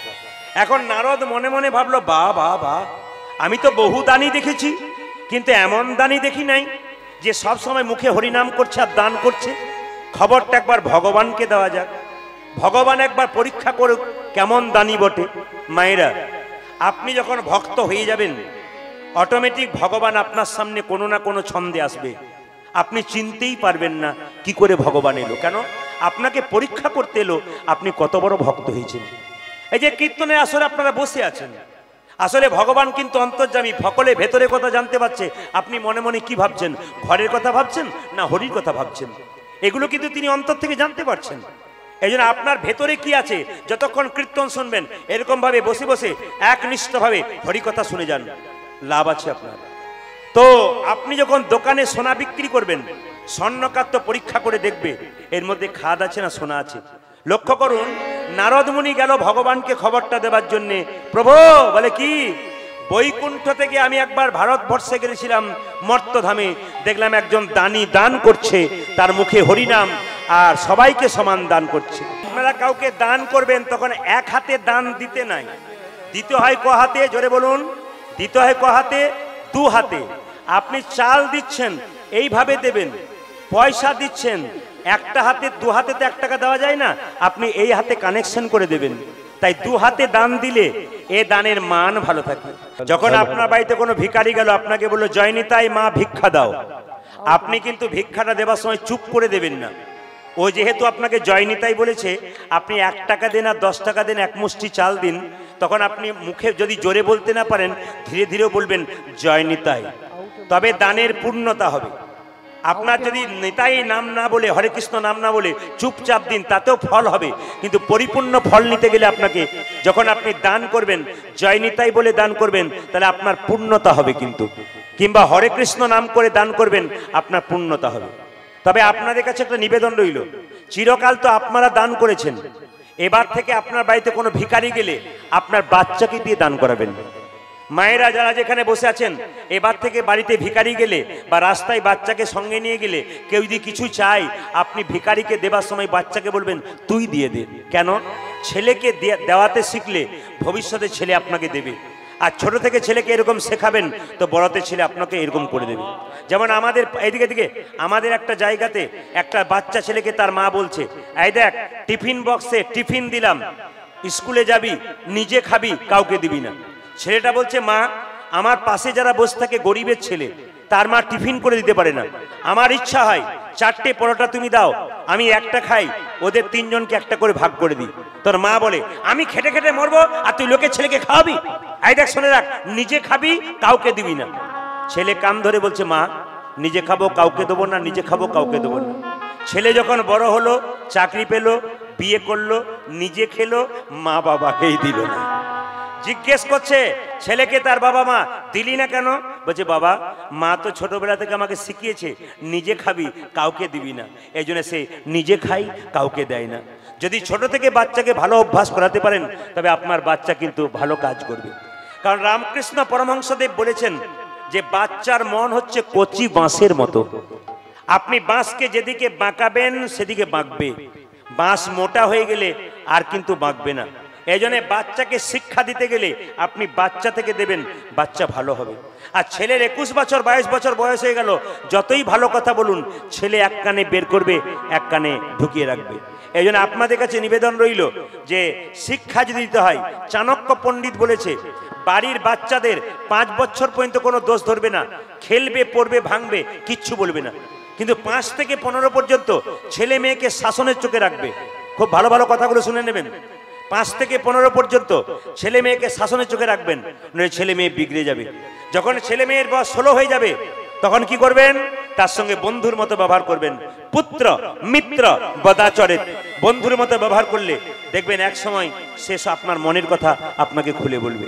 এই নিয়মে যদি সংসারে ছেলেকে মানুষ করতে পারি, আমাদের সংসার সুন্দর হয়ে যাবে। তাই দান যদি দিতে হয় মা, এবার থেকে যারা হরে কৃষ্ণ নাম করে দরজায় দাঁড়াবে, আপনি হরে কৃষ্ণ নাম করে দেবেন। আপনি নিজে দেবেন না, আপনার বাচ্চাকে দেওয়াবেন। ও যদি এখন থেকে দিতে দিতে মন বড় হয়ে যায়, ও যখন বড় হবে আপনাদেরকেও দেবে। অনেক মা বলে না, আমাদেরকে আমার ছেলে বৃদ্ধাশ্রমে পাঠিয়ে দিয়েছে। না না, ছেলে দায়ী নয়, আপনি দায়ী। কেন? হাঁড়ি তৈরি করবার সময় কুমোর যদি হাঁড়ি তৈরি করতে করতে হাঁড়ির কানাটা বেঁকে যায়, কে দায়ী? হাঁড়ি না কুমোর? জোরে বলুন। সে তো কুমোর দায়ী। আপনার বাচ্চাকে আপনি মানুষ করতে পারেন নাই, তার জন্য আপনি দায়ী হয়ে গেছেন। সঙ্গে সঙ্গে ভগবান বলছে, নারদ এরকম দানি তুমি দেখলে, মুখে আমার নামও করছে, সবাইকে সমান দান করছে, তাহলে চলো আমি একবার দেখে আসি, পরীক্ষা করে আসি। ভক্ত যখন ভগবানকে ডাকে ভগবান তাকে পরীক্ষা করে। অনেকে বলে না আমি এত হরিনাম করে আমার খুব কষ্ট, কষ্ট হবে না কেন? যে পড়াশুনো করে তাকে তো পরীক্ষা দিতে হয়, যে হরিনাম করে ভগবান তাকেই তো বারবার পরীক্ষা করে। তাই ভগবান এলেন কিভাবে? বৈষ্ণব ব্রাহ্মণের বেশ ধারণ করি। ভগবান কি করলেন? নহুষ রাজা দান করছে আর অনেক লোকের পেছনে ছোট্ট ভগবান দাঁড়িয়ে আছে, দেখলো আমাকে দেখতে পাবে না নহুষ, তাই চিৎকার করে বললো রাজা নহুষ, রাজা নহুষ।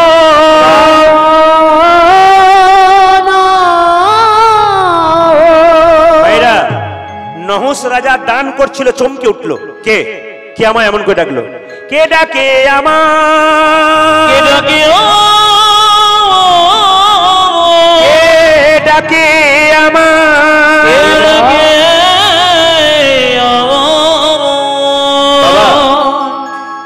এমনি আমি আপনি ডাকলে আপনার ভেতর কাঁদবে না, কিন্তু ভগবান যদি আপনাকে কোনদিন ডাকে আপনার অন্তর কেঁদে উঠবে।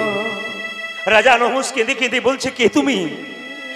এমনিতে কেউ রাজা বলে ডাকলে আমার হৃদয় জোড়ায়, কিন্তু মন জোড়ায় না, প্রাণ জোড়ায় না। আজকে কে তুমি লাইনে দাঁড়িয়ে আছো, শেষ থেকে চিৎকার করে রাজা নহুষ বললে আমার মন প্রাণ সব সঁপে দিলাম তোমার চরণে। তুমি কি দান চাও? আমি তোমাকে সব কিছু চাই, আমি দান চাই। রাজা বলল কি দান চাও? ভগবানকে চিনতে পারলো না, বালক বেশে এসেছে। চিৎকার করে বলল রাজামশাই আমি তোমার কাছে গাড়ি বাড়ি টাকা পয়সা দান চাই না, বস্ত্র চাই না, তোমার কাছে 3 হাত ভূমি চাই, মানে তুমি আমাকে 3 হাত জায়গা দাও। নহুষ রাজা বলছে আরে 3 হাত কেন? তুমি আমার কাছে 3 একর নিয়ে নাও, আমি তোমাকে কিছু বলবো না। না, আমাকে 3 হাত দাও। আপনাদের দেহগুলোকে দান করতে গেলে ভগবানের কাছে হাত তুলতে হবে। একবার জোরে হাত তুলুন সবাই মিলে। হে গোবিন্দ, এই দেহ তোমার দেওয়া, এই দেহ তোমাকেই দান করলাম। জোরে বলুন, জোরে বলুন হে গোবিন্দ।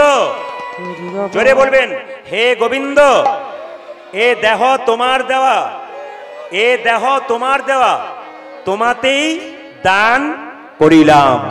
মানে কি? আত্মা সমর্পণ বুঝিয়ে দিমা। দান দিলে কি হয় একটা শুনবেন।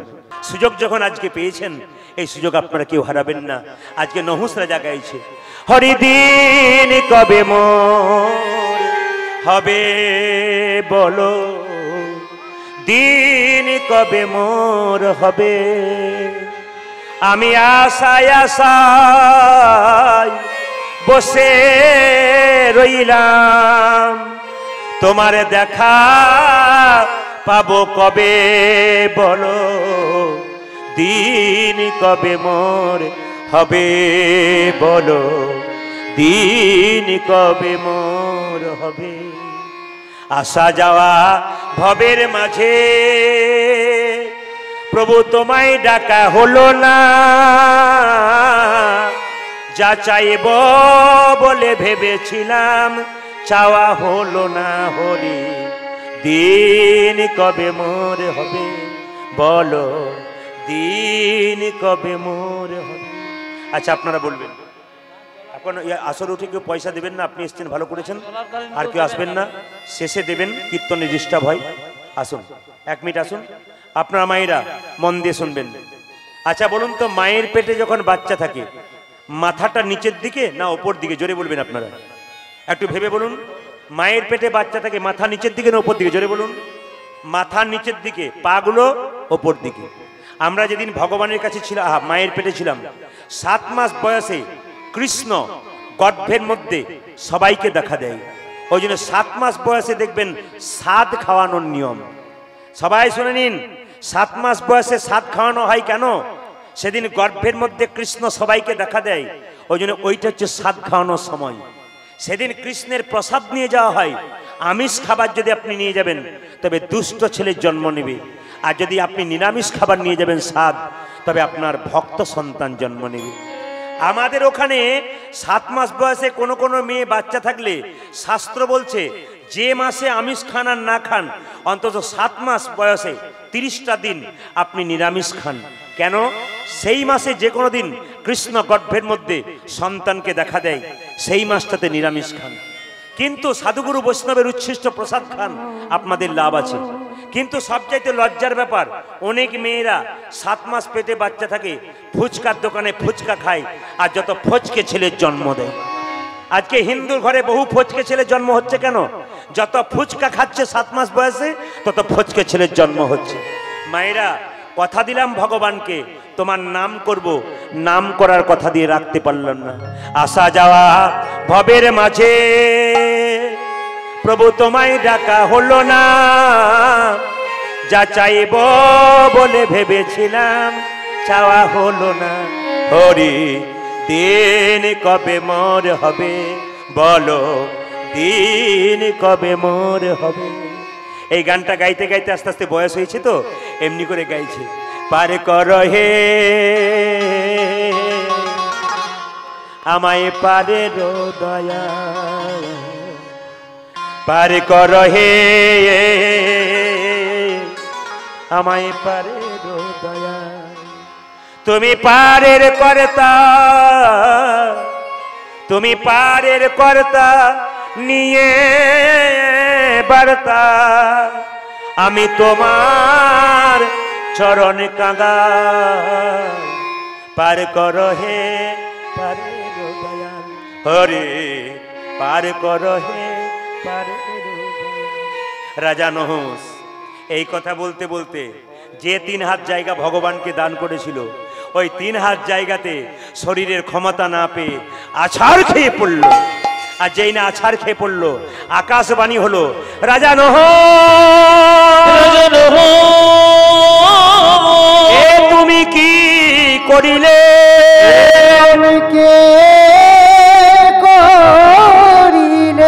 রাজা নহুষ তুমি ভগবানকে 3 হাত জায়গা দান করেছিলে এবং কথা দিয়েছিলে সেই জায়গায় স্পর্শ করব না। আজ তুমি স্পর্শ করলে, আমি তোমাকে অভিশাপ দিলাম, তোমার মৃত্যুর পরে তোমার আত্মা মুক্তি পাবে না, কোনো দেহ ধারণ করবে না, আকাশে ঘুরে ঘুরে বেড়াবে। চিৎকার করে বলল, প্রভু বলে দাও, বলে দাও, হে প্রভু বিধান বলে দাও, প্রভু বিধান বলে দাও। ভেতরে যদি কারো ভক্তি থাকে ভগবান তাকে কৃপা করে, যদি অন্যায় করে ফেলে। নহুষ রাজাকে আকাশ পানি করে বলল, শোনো নহুষ, তোমার মৃত্যুর পর তোমার আত্মা মুক্তি পাবে। পুত্রের যদি থাকে হরিচরণে মতি, হরিচরণের মতি, নহুষ তুমি শীঘ্র পাবে মুক্তি, শীঘ্র পাবে মুক্তি। নহুষ তুমি মুক্তি পাবে মৃত্যুকাল পরে, মৃত্যুকাল পরে। তোমার এমন পুত্র যদি নরমে যজ্ঞ করে, এই দেখুন এই দেখুন আকাশবাণী হলো, তোমার মৃত্যুর পরে তোমার যদি ছেলে নরমের যজ্ঞ করতে পারে, একটা যজ্ঞে একটা বাচ্চা ছেলেকে আহুতি দিতে পারে, সেদিন কিন্তু তোমার আত্মার মুক্তি হবে বাবা। এই কথাটি জানালো কে? নহুষ রাজা তার ছেলেকে। কিছু মনে করবেন না। ছেলে জন্ম দেয় কেন ও মায়েরা? ছেলে জন্ম দেয় কেন মায়েরা? একটা কারণে, পুত্র যদি কারো থাকে, পুত্র কি করে না বাবার শ্রাদ্ধ কাজ করে, শ্রদ্ধা করে বাবাকে স্বর্গের পথটা দেখিয়ে দেয়। এই জন্য পুত্র চাই। কন্যারা পারে না যেটা, পুত্র সেটা পারে।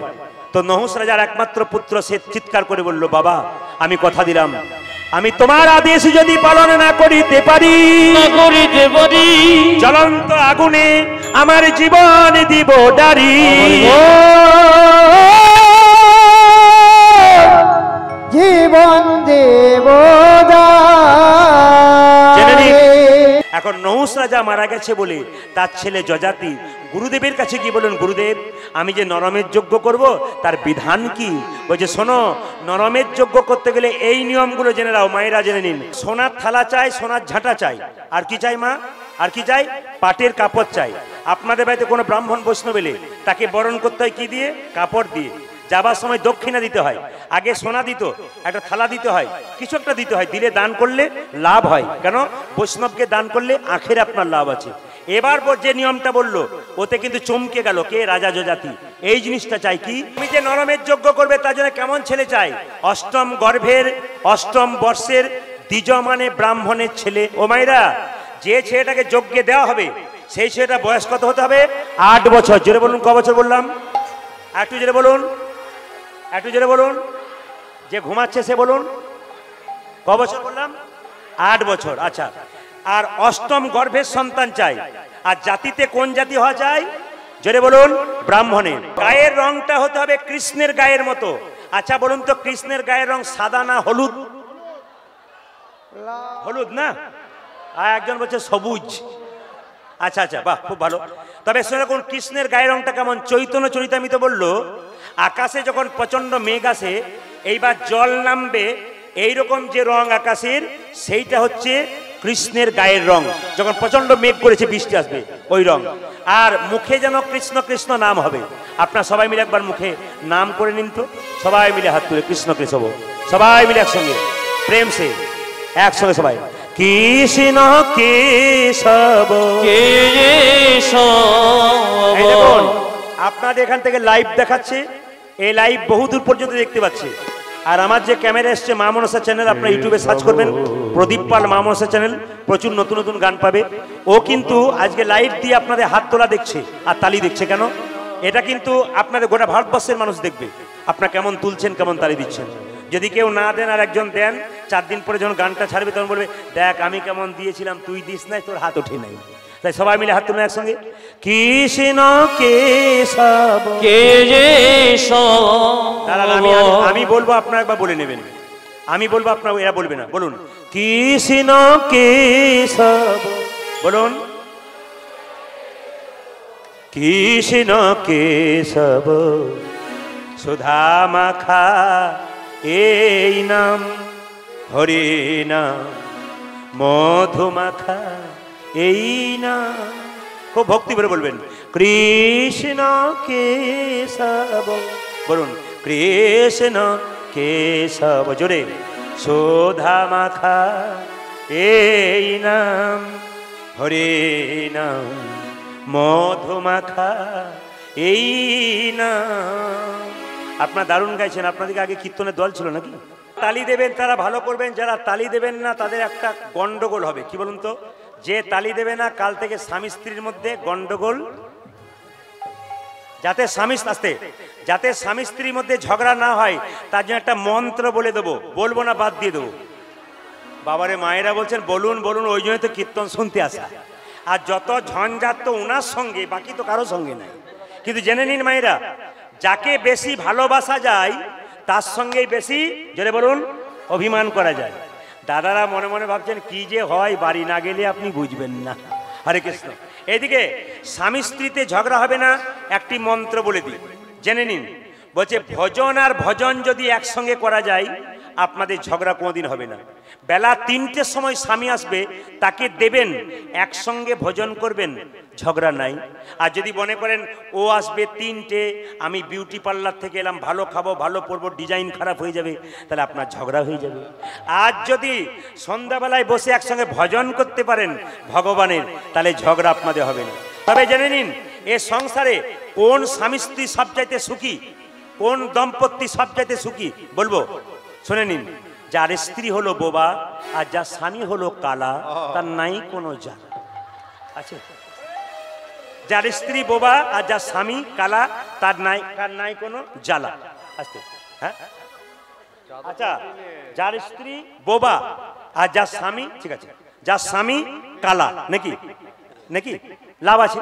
তবে আপনাদের বলে রাখি, আপনাদের কোনোদিন ঝগড়া হবে না।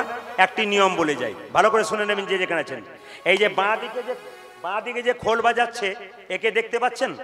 বাঁ দিকে যে খোল বাজাচ্ছে, এনার বাড়ির পাশে একটা স্বামী স্ত্রী প্রত্যেক দিন ঝগড়া করতো।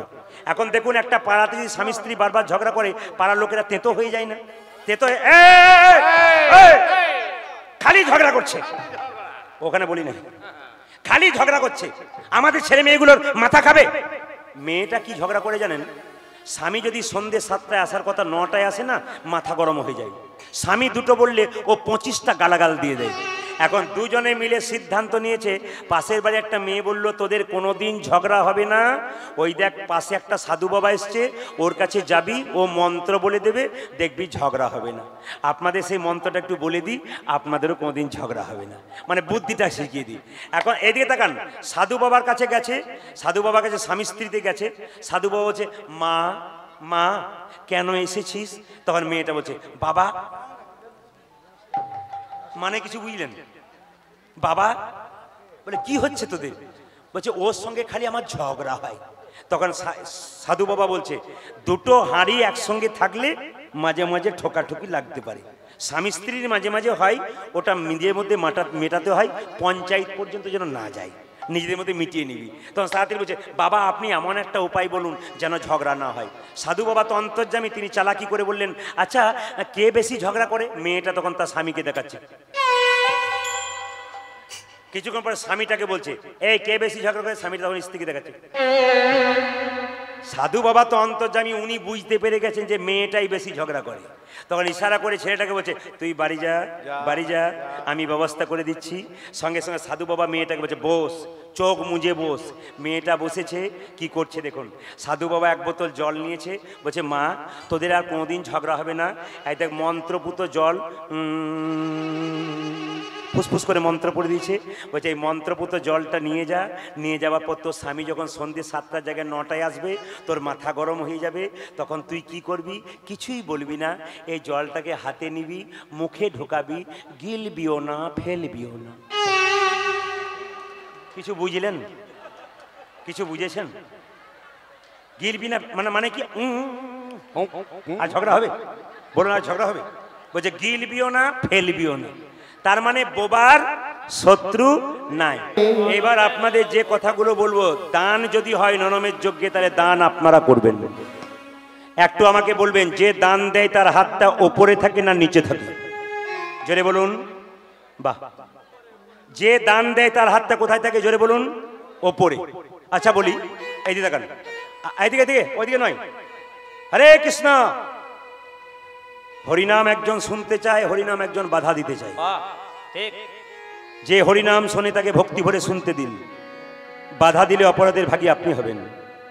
প্রয়োজনের তুলনায় আপনাকে যেতে হবে, কিন্তু আসল কথা হচ্ছে কি হরিনাম শুনতে দিতে হয়। আর দি তাকান, যে দান করে তার হাতটা কোথায় থেকে? জোরে বলুন, আর একটু জোরে বলুন। যে নেয় তার হাতটা নিচে। এবার বুঝিয়ে দিই। আচ্ছা মায়েরা, দান করবেন কাকে?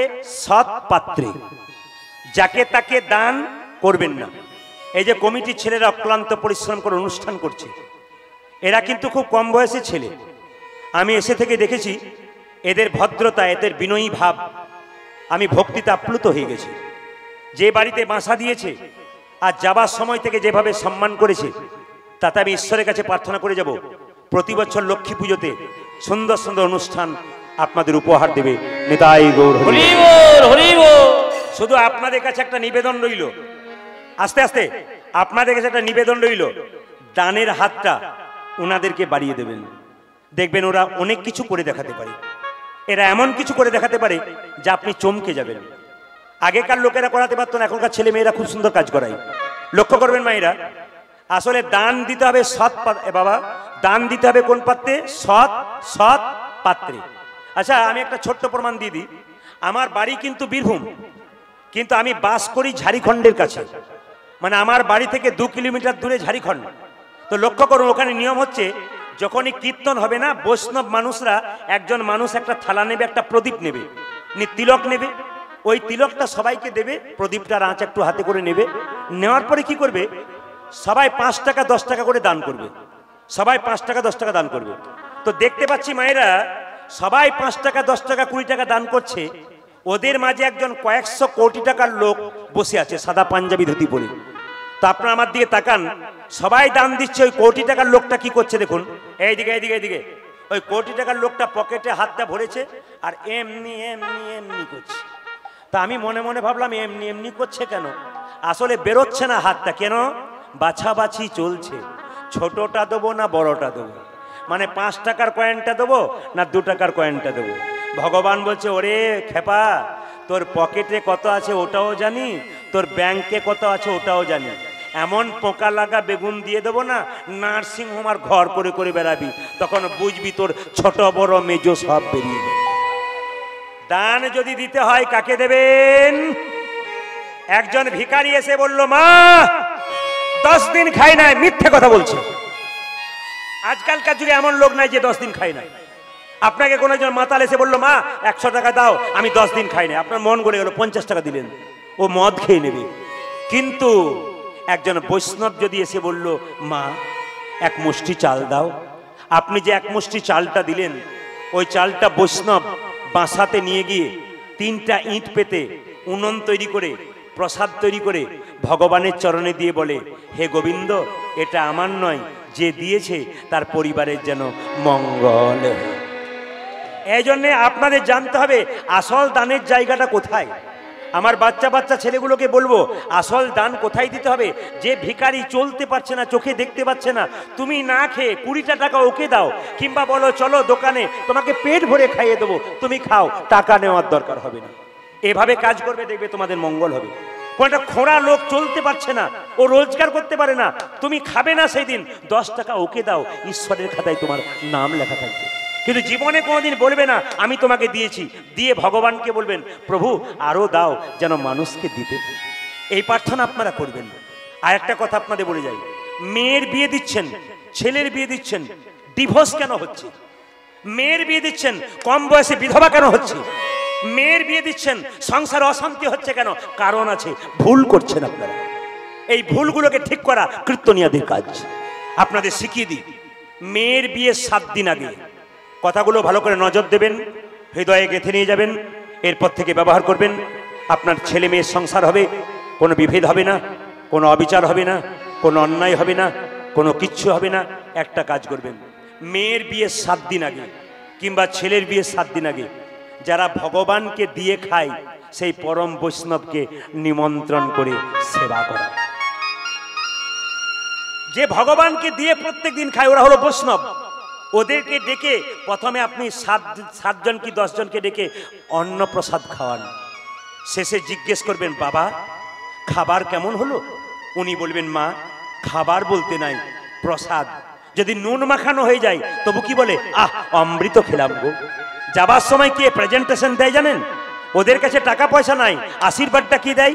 ওগো মা, তোমার মেয়ের বিয়েতে আশীর্বাদ করে গেলাম, তোমার মেয়ের স্মৃতি সিঁদুর দীর্ঘায়ু হোক, তোমার মেয়ের বিবাহিত জীবন সুন্দর হোক, তোমার মেয়ের বিবাহিত জীবন কৃষ্ণময় হোক। এই আশীর্বাদটা পাকা আশীর্বাদ। ধীরে ওই আশীর্বাদটা পাকা আশীর্বাদ মেয়ের জীবনে কাজে লেগে গেল। কিন্তু আপনি তাকেও নিমন্ত্রণ করবেন যে ভগবানকে দেয় না আপনার আত্মীয় স্বজন। ও 4 চাকাতে এসে আপনার বাড়িতে খেয়ে যাবে গন্ডে পিণ্ডে, নিয়ে শেষে যখন ঘর থেকে বেরোবে 2000 টাকার প্রেজেন্টেশন দেবে। আপনি জিজ্ঞেস করবেন, দাদা খাবার কেমন হলো? পোলাওটা তো ভালো হয়েছিল, বাদামগুলো পোড়া পোড়া হয়ে গিয়েছিল। উনি খেলেন কিন্তু বদনাম করে দিয়ে গেলেন। 2000 টাকার প্রেজেন্টেশন দিলেন, ওটা 2 বছর রইল। আর বৈষ্ণব যে প্রেজেন্টেশন দিলেন, ওটা আপনার মেয়ের জীবনে সারা জীবনে। ভক্তমণ্ডলী, নবকুমার জানা, আপনি যেখানে আছেন আপনার বাড়িতে অসুস্থ হয়েছে, আপনি বাড়ি যান। আচ্ছা, বাড়িতে একজন অসুস্থ আছে, নবকুমার জানা। আচ্ছা, নবকুমার জানার জন্য আপনারা মন্দিরে প্রার্থনা করুন যেন নবকুমার জানার যারা যিনি অসুস্থ আছেন সুন্দরভাবে সুস্থ হয়ে যান। নিতাই গৌর। সবাই মিলে একটু আস্তে আস্তে মন দিয়ে শুনবেন, যে যেখানে বসে আছেন। মায়েরা দান করবেন কোথায়? যেমন আমাকে অনেকে জিজ্ঞেস করে, এই যে প্রদীপ বাবু একটা সৎপাত্র দেখবেন তো। আমি জিজ্ঞেস, আমার সৎপাত্র আছে, একটা ভালো মেয়ে দেখবেন তো। আমি আবার চালাকি করে জিজ্ঞেস করি, আচ্ছা সৎপাত্র মানে বুঝলাম না। উনি তখন বলেন 20,000 50,000 টাকা বেতন পাই আর 20,000 টাকা এদিক ওদিক। ওটা 1 নম্বর না 2 নম্বর? জোরে বলুন, জোরে বলুন। 1 নম্বর না 2 নম্বর? সৎপাত্র কি করে হয়? এবার দেখবেন বিয়ের কার্ডে লেখেন, বিয়ের কার্ডে আপনারা লেখেন না শুভ শুভ বিবাহ, কিন্তু আপনারা কাল থেকে শুভ বিবাহ লিখবেন না। কেন? আপনাদের বিবাহগুলো শুভ কিনা প্রদীপ পালের কথা বিচার করুন। আচ্ছা, যে বিয়েতে 25টা পাখি কাটা হয় আর 4টা ছাগল কাটা হয়, ওই বিয়ে শুভ হয়? জোরে বলবেন, হয়? এখন না বলছেন, আর বিয়ের সময় তখন কাটতে কাটতে শেষ করে ফেলবেন। না না, এদিকে মেয়ের বিয়ের সময় আঙ্গুল কেটে দিলে মেয়েকে বলেন, এই দেখলি তো ভালো দিনে আঙ্গুলটা কেটে দিলি, অশুভ করে দিলি। আর তোমার মেয়ের বিয়েতে যে 25টা পাখি কাটা হলো, 4টা ছাগল কাটা হলো, রক্তের বন্যা বয়ে গেল, ওখানে শুভ কি করে হলো? এই জন্য কিছু জিনিস আছে যেগুলো আপনারা খারাপ কাজ করেন। যেমন দেখবেন গণক ঠাকুর একটা বই বের করবে, আপনারা দেখবেন, আপনারা একটু বলবেন হিসাব করে কোন জায়গায় এই কথাটা বলা হয়। আপনারা সবাই লক্ষ্য করবেন, সবাই লক্ষ্য করবেন কোন জায়গাতে এই কথাটা বলা হয়, আপনারা বলবেন। কিন্তু দেখুন একবার তাকিয়ে কি অবস্থা।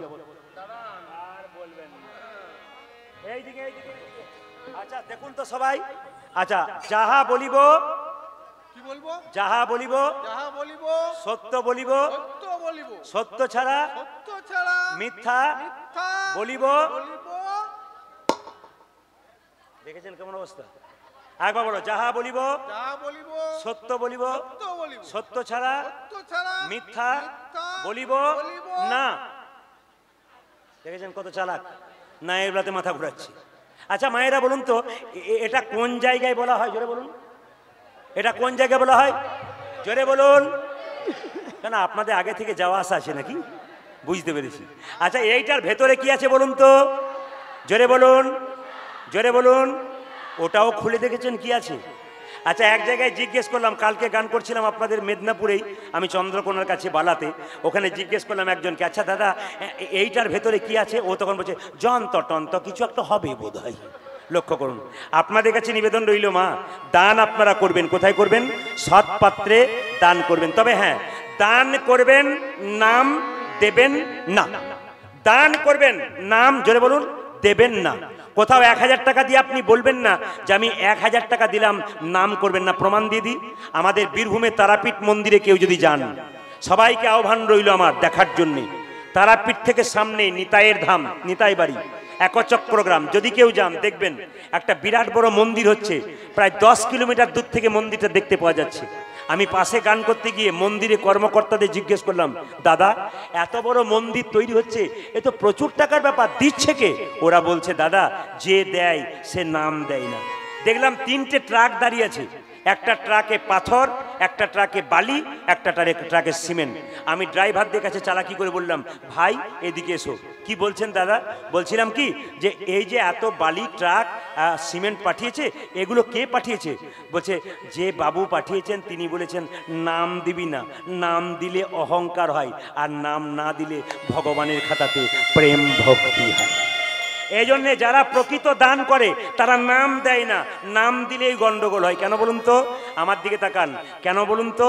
আমাদের ওখানে একটা দুর্গা মন্দির হচ্ছে আমাদের গ্রামে, সেখানে দেখছি একজন ফ্যান দিয়েছে তার মায়ের নামে, মায়ের নাম রাজুবালা সরকার, আর ফ্যানের নিচে রাজুবালা সরকার লিখেছে। ফ্যানও ঘুরছে, রাজুবালা সরকারও ঘুরছে। যখনই বললো আচ্ছা বলুন কত বছরের বাচ্চাকে আহুতি দেবে যজ্ঞে? জোরে বলুন, আর একটু জোরে বলুন। আচ্ছা সেই ছেলেটা কত নম্বর গর্ভের সন্তান হবে? 8ম গর্ভের। আচ্ছা সেই ছেলেটা কোন জাতির ছেলে হবে? সে কোন জাতির ছেলে হবে? তার গায়ের রংটা কেমন হবে? জোরে বলুন। গায়ের রংটা কৃষ্ণের মতো কালো বর্ণ। আচ্ছা তার মুখে কি থাকবে? হরিনাম। জোরে বলুন, মুখে কি থাকবে? এই কথাগুলো ঠিক ছিল। এরপরে গুরুদেব যা বলল, যজাতি রাজা চমকে গেল। মৃত্যু ভয়ে এসে যদি করে গোকন্দ,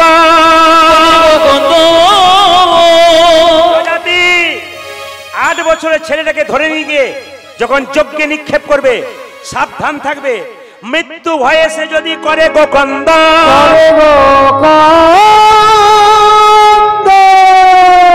নরমেদ যজ্ঞ তার না হইবে পুরা।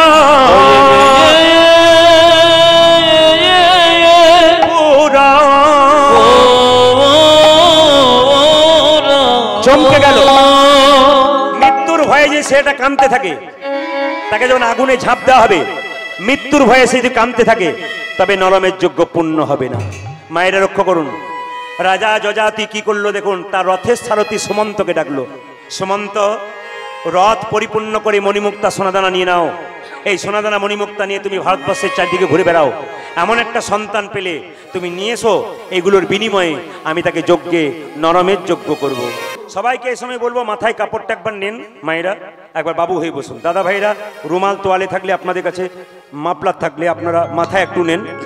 এই সময় কিন্তু যজ্ঞের ব্যাপারটা আসবে, আপনারা সবাই কড়া জোরে শুনবেন, প্রেম সে ভক্তি ভরে বসুন। একবার জোরে উলুধ্বনি দিন, নিদাই গৌর। আচ্ছা এবার বলি, সুমন্ত সারথি যখন সুমন্ত সারথি যখন আনতে গেল সেই ছেলেকে, কোথাও খুঁজে পাচ্ছে না, শব্দ করবেন না, আস্তে, হ্যাঁ খুব ভালো। সেই ছেলেকে যখন খুঁজতে গেল তখন দেখতে পেল একদিকে দাঁড়িয়ে আছে গালে হাত দিয়ে সুমন্ত সারথি। কি করে পায় ওরকম ছেলে?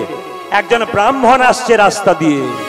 মনে মনে ভাবলো ব্রাহ্মণ সন্তান দরকার, দেখি তো এর আছে কিনা। সুমন্ত সারথি রথে মণিমুক্তা নিয়ে গিয়ে বলল, ব্রাহ্মণ তুমি ভিক্ষা করছো? হ্যাঁ। তোমার তো পুজো পাঠ করা উচিত, তুমি ভিক্ষা করছো কেন? মনে মনে ভাবছে এর যদি ছেলে থাকে তাহলে পেয়ে যাবো। আচ্ছা তুমি পুজো পাঠ করছো কেন? এই পুজো পাঠ না করে ভিক্ষা করছো কেন?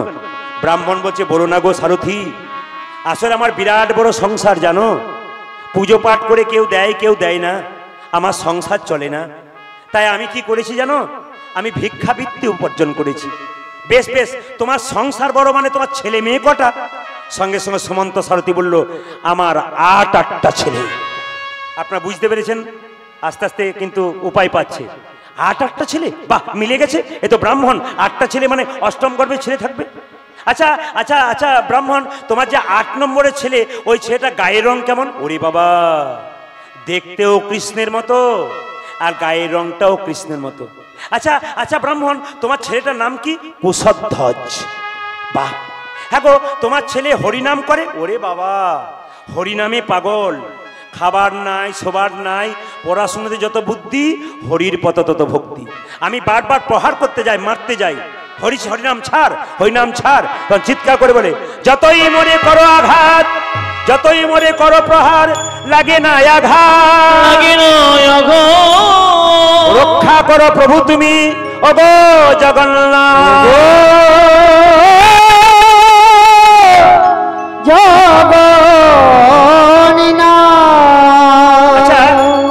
আচ্ছা আচ্ছা আচ্ছা সুমতি ব্রাহ্মণ, আমি বলতে চাইছিলাম কি, আমি তুমি একটুখানি দাঁড়াও, দেখো তো তোমার পছন্দ হয় কিনা।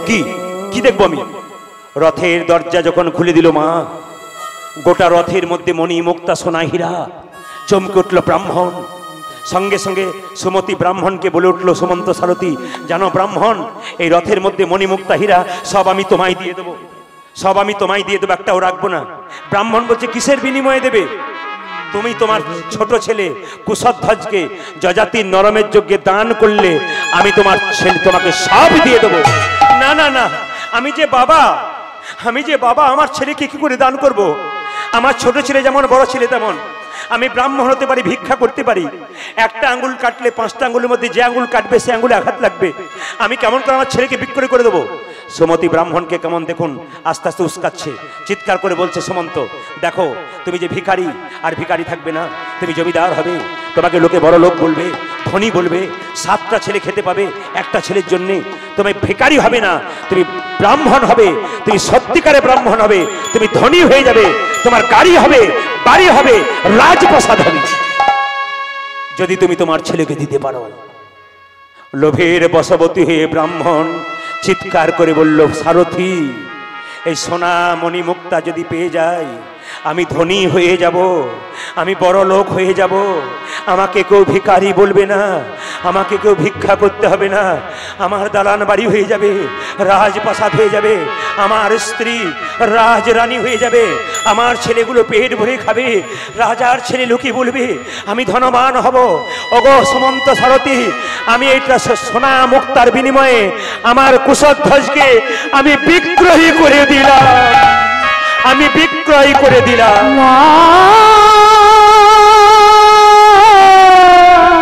আমি বিক্রয় করে দিলাম। যেই না বিক্রয় করে দিয়েছি বাবা, সবাই বিক্রয় করে কিন্তু একজন করে না। আমি আগেই মাথায় কাপড় নিতে বললাম, মাথায় যারা নিয়েছেন তারা শুনবেন। বাবা যদি কোনো অন্যায় করে ছেলের প্রতি, মা কিন্তু করতে পারে না। যে যেখানে বসে আছেন, মায়ের মতো আপন পৃথিবীতে হয় না। কুশধ্বজের বাবা কুশধ্বজকে বিক্রি করে দিল, কিন্তু তার মা যদি শুনতে পায় সে কিন্তু বিক্রি করবে না। গোবিন্দের প্রথম অক্ষর গো আর রাধারানীর প্রথম অক্ষর রা, এই দুটো অক্ষর মিলিত হয়ে হলো গোরা। তো মহাপ্রভু নবদ্বীপের মাটিতে এলেন 3টি ইচ্ছা পূর্ণ করবার জন্য। প্রথম ইচ্ছা কি? মায়ের মনোবাসনা পূর্ণ করা। দ্বিতীয় ইচ্ছা কি? রাধারানীর প্রেম ঋণ শোধ করা। আর তৃতীয় ইচ্ছা কি? আমাদের মতো অধম জীবকে হরিনাম দেওয়া। এই 3টি ইচ্ছে যদি আমি বর্ণনা করি 3 ঘন্টা কেটে যাবে। এই জন্য আমি একটা একটা করে ছোট ছোট করে বলে দেবো যে প্রথম ইচ্ছা কি? অধম জীবকে হরিনাম দেওয়া। মহাপ্রভু ডাকলেন নিতাই চাঁদকে, দাদা এই অধম জীবকে উদ্ধার করতে গেলে একমাত্র হরিনাম ছাড়া কোনো গতি নাই। আচ্ছা, মহাপ্রভু যখন কীর্তন করতেন কিংবা ছবি দেখেছেন, মহাপ্রভু হাতটা নিচে ছিল না উপরে ছিল? বাহ, এ তো বলতে না বলতে আপনারা দেখাচ্ছেন, খুশি হচ্ছি আমি। আচ্ছা, মহাপ্রভু যখন হাত তুলে কীর্তন করতেন, আপনার একটু হাতটা দেখান তো এরকম করে। বাহ বাহ, খুশি। আসলে একটা স্পিকারের উপর আমি ভরসা করে আছি তো, এই চারিদিকে ঘুরতে হচ্ছে, এরা পিছু পড়ে যাবে। তো যাই হোক, একটু মানিয়ে নেবেন আপনারা, কেমন? একটু মানিয়ে নেবেন। মহাপ্রভু যখন কীর্তন করতেন হাতটা তুলে আসে। আচ্ছা, আমরা হাত তুলি কখন একটু বলবেন? রাস্তা দিয়ে টোটো যাচ্ছে, ও দাদা বাজারে যাবো একটা, আসুন তো, হাত তুলি। আর হাত তুলি কখন? যখন দেখবেন কেউ জলে ডুবে যায়, উঠতে পারে না, কিছু বলতে পারে না, হাতগুলো এইরকম এরকম করে, তখন আমরা হাত তুলি। আর হাত তুলি কখন? যখন কেউ মাথায় বোঝা নিয়ে যায়, তখন হাত তুলি। তাহলে আপনাদের মনে প্রশ্ন জাগে না, মহাপ্রভু হাতটা তুলে আছে, সে কি জলে ডুবে যাচ্ছিল? জোরে বলুন হ্যাঁ না না। আচ্ছা, সে কি জলে ডুবে যাচ্ছিল? জোরে বলবেন। আচ্ছা, সে কি কোনো বোঝা নিয়ে যাচ্ছিল? না, নিয়ে যাচ্ছিল। প্রশ্ন করবেন, প্রদীপ বাবু বোঝা নিয়ে যাচ্ছিল, আমরা দেখতে পাচ্ছি না, আপনি দেখতে পাচ্ছেন? বলছে দেখার মতো চোখ থাকা চাই। জন্মের সময় দুটো চোখ হয়, একটা ডান চোখ একটা বাম চোখ। গুরু কৃপার বস্তু সাধন ভজন করে আর একটা চোখ হয়, ওই চোখটার নাম জ্ঞান চক্ষু। যেমন দেখবেন হাত যদি কেটে যায় তাহলে খালি চোখে দেখা যায়, কিন্তু হাত যদি কেটে হাড় ফেটে যায় ও খালি চোখে দেখা যায় না। কি করতে হয়? ডাক্তারের কাছে গিয়ে এক্সরে করতে হয়, ছবি করতে হয়, তারপর বোঝা যায় যে হাড় ফেটেছে কিনা জানতে পারি। ঠিক সেরকম আপনি জানতে পারবেন মহাপ্রভু হাতে বোঝা নিয়েছেন কিনা কিভাবে বুঝবেন? না, গুরুরূপী ডাক্তারের কাছে গিয়ে কেউ যদি প্রেমরূপী নয়নের উন্মিলন করতে পারে, একমাত্র সেই ভগবান। মহাপ্রভু হাতটা তুলে আছে, তার জন্য সবাই ভাব বুঝতে পারে না। কারা বুঝতে পারে? বলছে এক ট্রাক বালিতে যদি এক হাত চিনি ছুঁড়ে দেওয়া যায়, হরে কৃষ্ণ, এক ট্রাক বালিতে যদি এক হাত চিনি ছুঁড়ে দেওয়া যায়, আর চিনি আর বালি একসঙ্গে মিশিয়ে দেওয়া যায়, তবে চিনিকে কি কেউ পারে চিনিতে এক ট্রাক বালিতে? জোরে বলবেন হ্যাঁ না না। আপনারা বলছেন না, পারবে না, কিন্তু একজন পারবে। পিপিলিকা পারে চিনিকে চিনিতে এক ট্রাক বালিতে। এ জগতে গৌর গৌর বলে যে জন কানতে পারে, গৌরের নাম যে প্রেম ভক্তি দিয়ে করতে পারে, একমাত্র গৌরের ভাব সেই বুঝতে পারে। আচ্ছা, হাতটা তুলে মহাপ্রভু বোঝা নিয়েছেন, আপনারা কি করে বুঝবেন একটু বলে দিই। অনুভব করতে হয়। বাবা যখন মেয়ের বাড়ি যায়, আপেল কলা লেবু হরলিক্স নিয়ে যায়, ওটা মেয়ে দেখতে পায়, কিন্তু মেয়ের জন্য বাবা আর একটা জিনিস নিয়ে যায়, ওটা অনুভব করতে হয়, দেখা যায় না। কি বলুন তো? প্রেম আর ভালোবাসা। তাই মহাপ্রভু কিসের বোঝা নিয়েছে? প্রেমের বোঝা নিয়েছে। নিতাই চাঁদ হরিনাম দিতে গিয়ে তিনটে জিনিস দেখলেন, তিন দিকে। একটা একটা করে লক্ষ্য করবেন কথাগুলো। তার আগে বলে রাখি, নিতাই চাঁদ বললেন যারা যারা হরিনাম করবে তারা তিনটে নিয়ম পালন করবে। আচ্ছা, আমি বলবো না, ছেড়ে দেবো নিয়মগুলো, একটু বলে দিই না। আচ্ছা, হরিনাম যারা করবেন, ভগবানের প্রতি ভক্তি যারা করবেন, তাদের তিনটে নিয়ম পালন করতে হবে। এটা আমার কথা নয়, কিন্তু এটা নিতাই চাঁদের কথা। প্রথম নিয়ম হচ্ছে নিরামিষ খেতে হবে। আচ্ছা, আপনারা যারা কীর্তন শুনতে এসছেন, কারা কারা নিরামিষ খান একবার হাত তুলুন তো। কিছু কিছু তুলেছে, কিছু কিছু পেছন দিকে তাকিয়ে দেখছে যে আমাদের পাড়া থেকে যারা এসছে তারা তুলছে কিনা। তাহলে ফাঁকে ফাঁকে আমিও তুলে দেবো আর কি। হরে কৃষ্ণ। তা আপনাদেরকে বলে যায়, নিতাই চাঁদ বলল নিরামিষ খেতে হবে। আপনারা খাবেন কি না খাবেন সেটা আপনাদের ব্যাপার, আমি একটু বুঝিয়ে দেবো নিরামিষ খেলে কি হয়। অনুকূল ঠাকুরের যারা ভক্ত আছেন, অনুকূল ঠাকুরের যারা বই পড়েছেন, তারা জানতে পারবেন এ জগতে যে যত ভোগী সে তত রোগী, আর যে যত ত্যাগী সে তত নিরোগী। আমাদের এলাকায় বহু বৈষ্ণব আছে, 80 বছর বয়স, সারা জীবন নিরামিষ খেয়েছে, এখনো সাইকেলে চেপে ঘুরে বেড়াচ্ছে, ডাক্তারের খাতায় নাম লেখাতে হয় না। আর দেখবেন এমন এমন আছে শুরু থেকে চালু করে দিয়েছে, আর তারা এখন লাঠি ধরে ফেলেছে, 50 পেরোই নাই। যে যত ভোগী সে তত রোগী, আর যে যত ত্যাগী সে তত নিরোগী। কলা গাছ হুড়হুড় করে বাড়ে, হুড়হুড় করে পড়ে, আর বট গাছ ধীরে ধীরে বাড়ে, বহুদিন পরে মরে। কলা গাছ কারা? আমিষ ভোগী যারা, হুড়হুড় করে বাড়তে থাকে, ধারে পাশে সোজা বাড়তে বাড়তে নিতাই গৌর হরিবোল হয়ে যায়। আর নিরামিষ ভোজী কারা? বট গাছের মতো ধীরে ধীরে বাড়ে, বহুদিন পরে মরে। এইদিকে এইদিকে বহুদিন পরে মরে। শুধু তাই নয়, জেনে নেবেন আপনারা, যে প্রাণী মাংস খায়, যেমন দেখবেন কুকুর মাংস খায়, সামনের দাঁত দুটো দেখেছেন? সামনের দাঁত দুটো বড় না ছোট? জোরে বলুন। কুকুর দেখেছেন সামনের দাঁত দুটো বড়, মাংস খায় যারা। আচ্ছা, মাংস খায় আর বাঘ, বাঘের সামনের দাঁত দুটো দেখেছেন বড় বড়। আচ্ছা, মানুষ মাংস খায়, মানুষের দাঁত দুটো কেমন? অনেকে দেখছে এমনি করে যে আমিও তো খাই, তাহলে আমার বড় হলো না।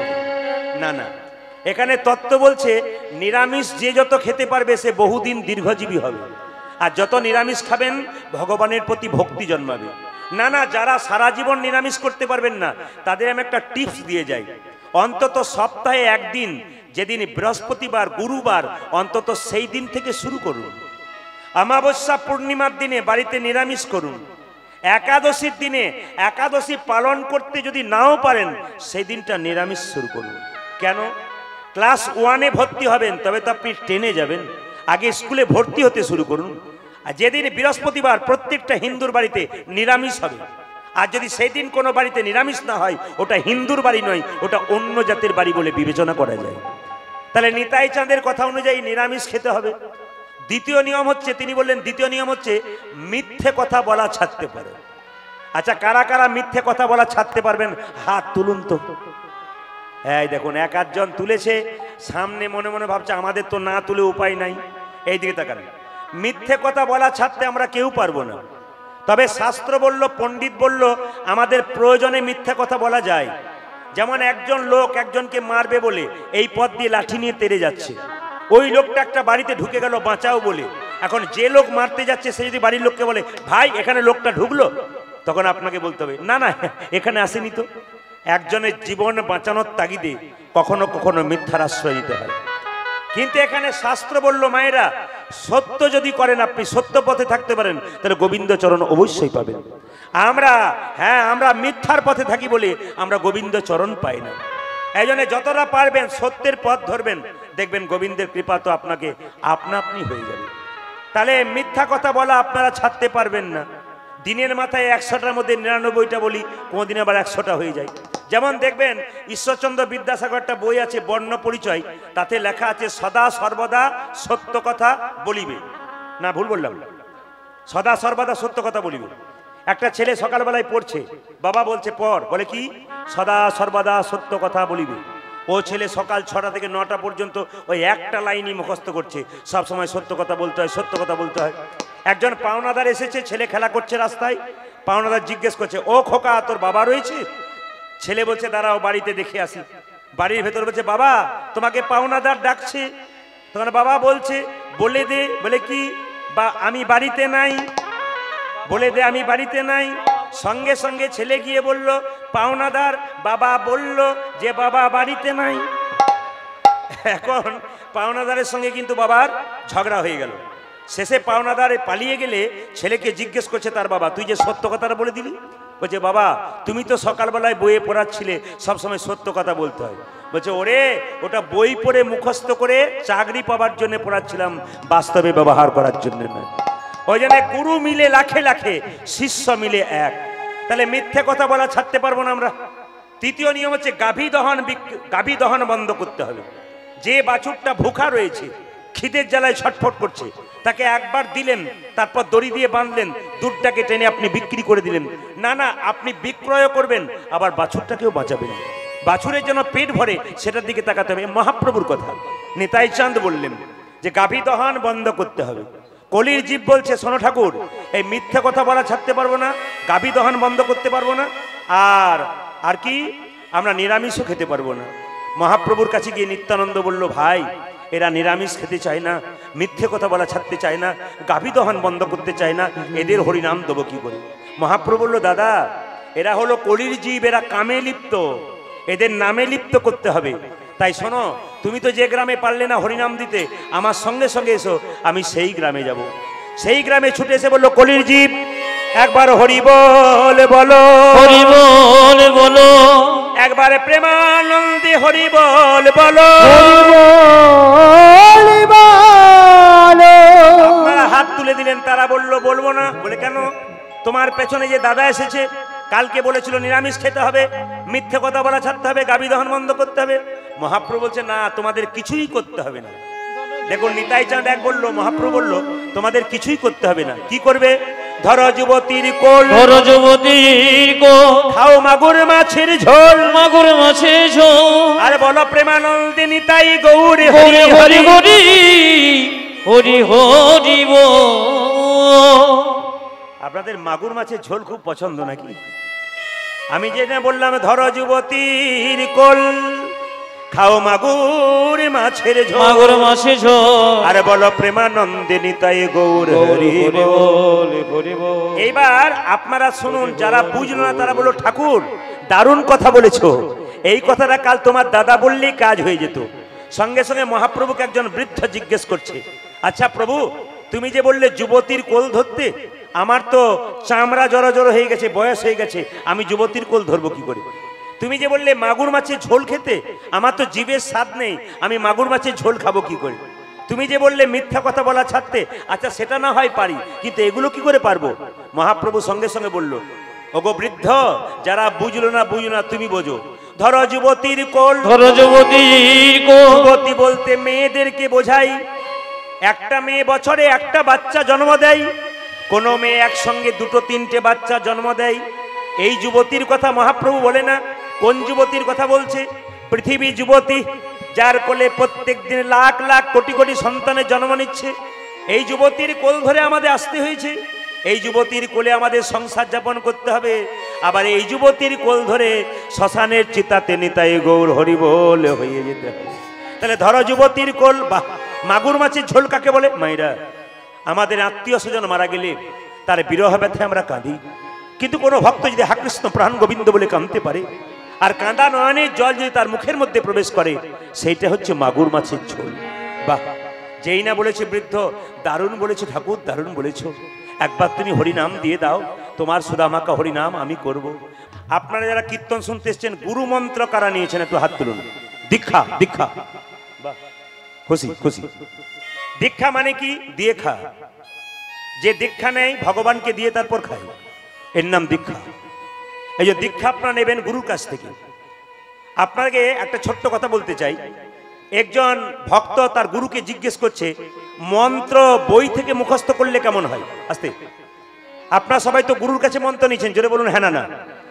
কিন্তু রামকৃষ্ণ ঠাকুরের একজন বড় ভক্ত ছিল, তার নাম বিবেকানন্দ, যার ছোটবেলায় নাম ছিল নরেন। তো নরেন একদিন প্রশ্ন করছে, এদিকে তাকাবেন, নরেন একদিন প্রশ্ন করছে দক্ষিণেশ্বরে কালীঘাটে, গঙ্গার ঘাটে বসে বসে বলছে, আচ্ছা ঠাকুর তুমি যে আমাকে মন্ত্র নিতে বলছো, তা গুরুর কাছে মন্ত্র নিতে গেলে তাকে টাকা পয়সা চাল ডাল জিনিসপত্র লাগবে, তা আমি বলছিলাম কি গুরুর কাছে মন্ত্র না নিয়ে যদি কোনো বইতে মুখস্থ করে মন্ত্র নেওয়া যায়, তাহলে কি কৃপা পাওয়া যায় না? সঙ্গে সঙ্গে ঠাকুর বলল, হ্যাঁ রে, বইতে মুখস্থ করে মন্ত্র বললে তাও ভগবান পাবি, আর গুরুর কাছ থেকে নিলেও ভগবান পাবি।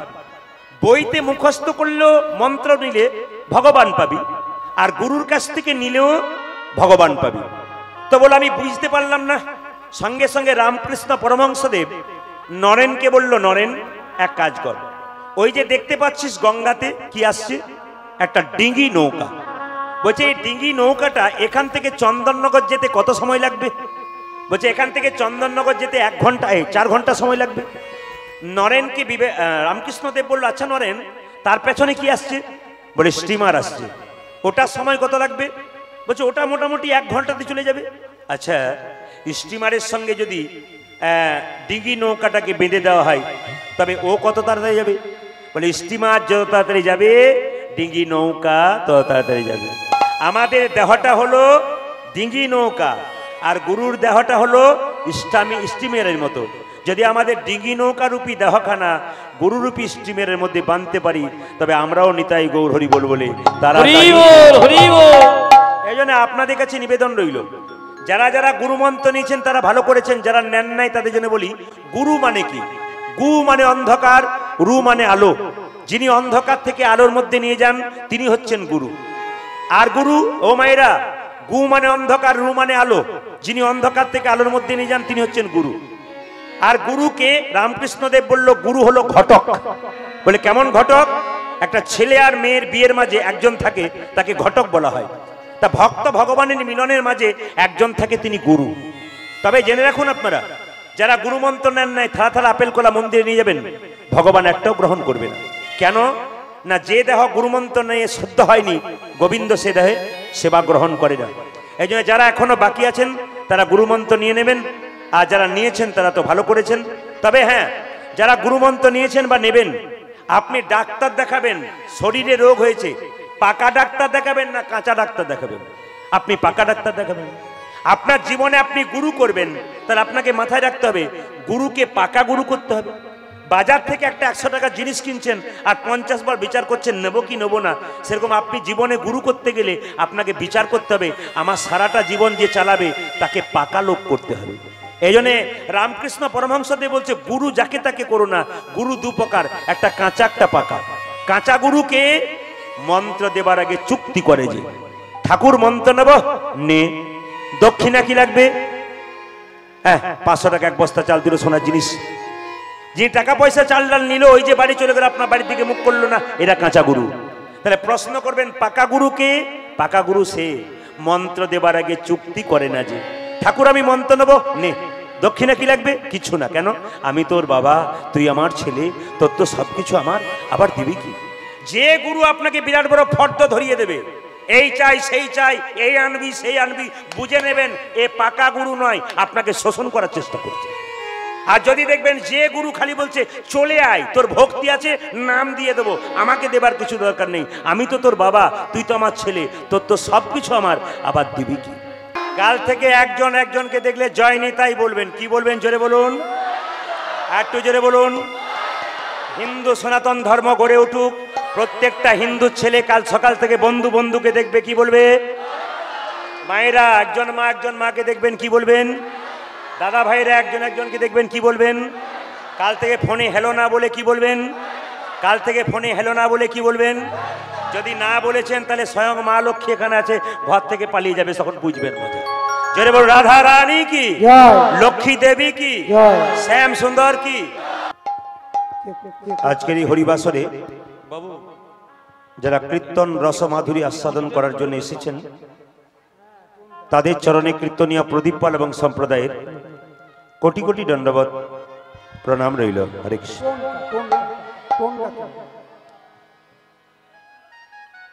আপনারা নিজ নিজ জায়গায় বসে যান।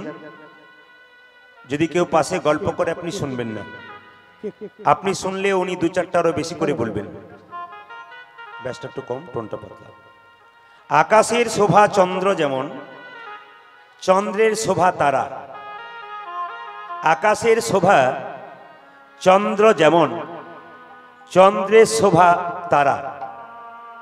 পুকুরের নদিয়ার শোভা, ব্রজের শোভা কৃষ্ণ যেমন, নদিয়ার শোভা গোরা।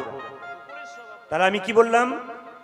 আকাশের শোভা চন্দ্র যেমন, চন্দ্রের শোভা তারা, ব্রজের শোভা কৃষ্ণ যেমন, নদিয়ার শোভা গোরা। পুকুরের শোভা পদ্ম যেমন, পদ্মের শোভা অলি, হরিনামের শোভা তেমনি রে ভাই যত ভকত।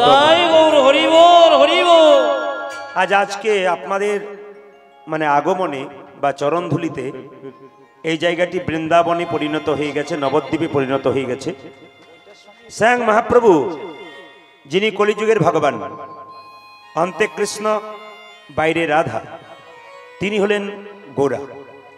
এখন প্রশ্ন হবে আপনাদের কাছে, স্বয়ং মহাপ্রভু তিনি রাধাকৃষ্ণ মিলিত তনু গৌর হয়ে পৃথিবীতে এলেন কেন? একটু জেনে নিতে হবে আমাদের। দেখবেন মায়েরা, গোলক বৈকুণ্ঠ ধামে রাধা গোবিন্দ যুগলে শয়ন করে আছেন। রাধারানী গোবিন্দের চরণ সেবা করতে করতে বলছে, বধূ গত নিশীতে মানে গত রাত্রিতে একটা স্বপ্ন দেখেছি। রাধারানীকে কৃষ্ণ বলল, রাধে তুমি কি স্বপ্ন দেখেছো? দেখলাম একটা গৌর মূর্তি কলির জীবের দ্বারে ঘুরে বেড়াচ্ছে। এই স্বপ্ন দেখলাম কেন? ভগবান শ্রীকৃষ্ণ বললেন, রাধে আমি গৌর হয়ে কলির জীবের দ্বারে গড়াগড়ি দিয়ে তোমার রাধা রাধা নামে প্রেম ঋণ শোধ করে দেব। ভগবান বললেন, রাধে আমি এইভাবে তোমার প্রেম ঋণ শোধ করবো, রাধা রাধা বলে কাঁদতে কাঁদতে। রাধারানী বলছে, বধূ হে যে অঙ্গে চন্দন লেপন করতে গিয়ে আমার মনে বড় ভয় হয়, মনে বড় ভয় হয়, যদি তোমার শরীরে নখের আঁচড়ে লেগে যায়, লেগে যায়, না জানি তোমার সোনার অঙ্গে কত লাগিবে, কত না লাগিবে। তাই তোমায় আমি একা যেতে দেব না, আমি তোমার সঙ্গে যাব। ভগবান বলছে রাধে আমি তোমার সঙ্গে যাব, তোমাকে তো সঙ্গে নিয়ে যেতেই হবে। আমি তো কৃষ্ণ কালো, আমাকে গোরা হতে গেলে তোমার রংটা ধার নিতে হবে। আমার মধ্যে কোনো প্রেম নাই, তোমার প্রেমটুকু আমাকে ধার নিতে হবে। লক্ষ্য করুন মায়েরা, চিৎকার করে নিয়ে গেল কুশধ্বজকে আনবার জন্য তার বাবা। তার কুশধ্বজকে আনতে গেল সুমতি ব্রাহ্মণ, তার স্ত্রীকে বলছে কই গো ঘরণী, আমার কুশধ্বজ কই? তার স্ত্রী বলে উঠল মনেতে আনন্দ দেখি, মনেতে আনন্দ দেখি, মুখে দেখি হাসি, মুখে দেখি হাসি, নয়নেতে ঝরে কেন, ঝরে কেন এত অশ্রুরাশি।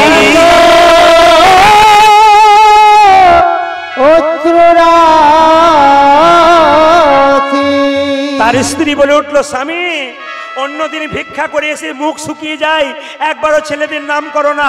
আজকে তুমি কুশধ্বজকে খুঁজছো কেন? কুশধ্বজের জন্য পাগল হয়ে যাচ্ছ কেন? তুমি চুপ করে বসো। আজ আমি ধনী হয়ে গেছি, আজ আমি পাগল হয়ে যাব। রথের দিকে তাকিয়ে দেখো, মণিমুক্তা পরিপূর্ণ করা রথ। আমি আমার কুশধ্বজকে যজাতির নরমের যজ্ঞে বিক্রয় করে দিয়েছি। মা চিৎকার করে বলল না,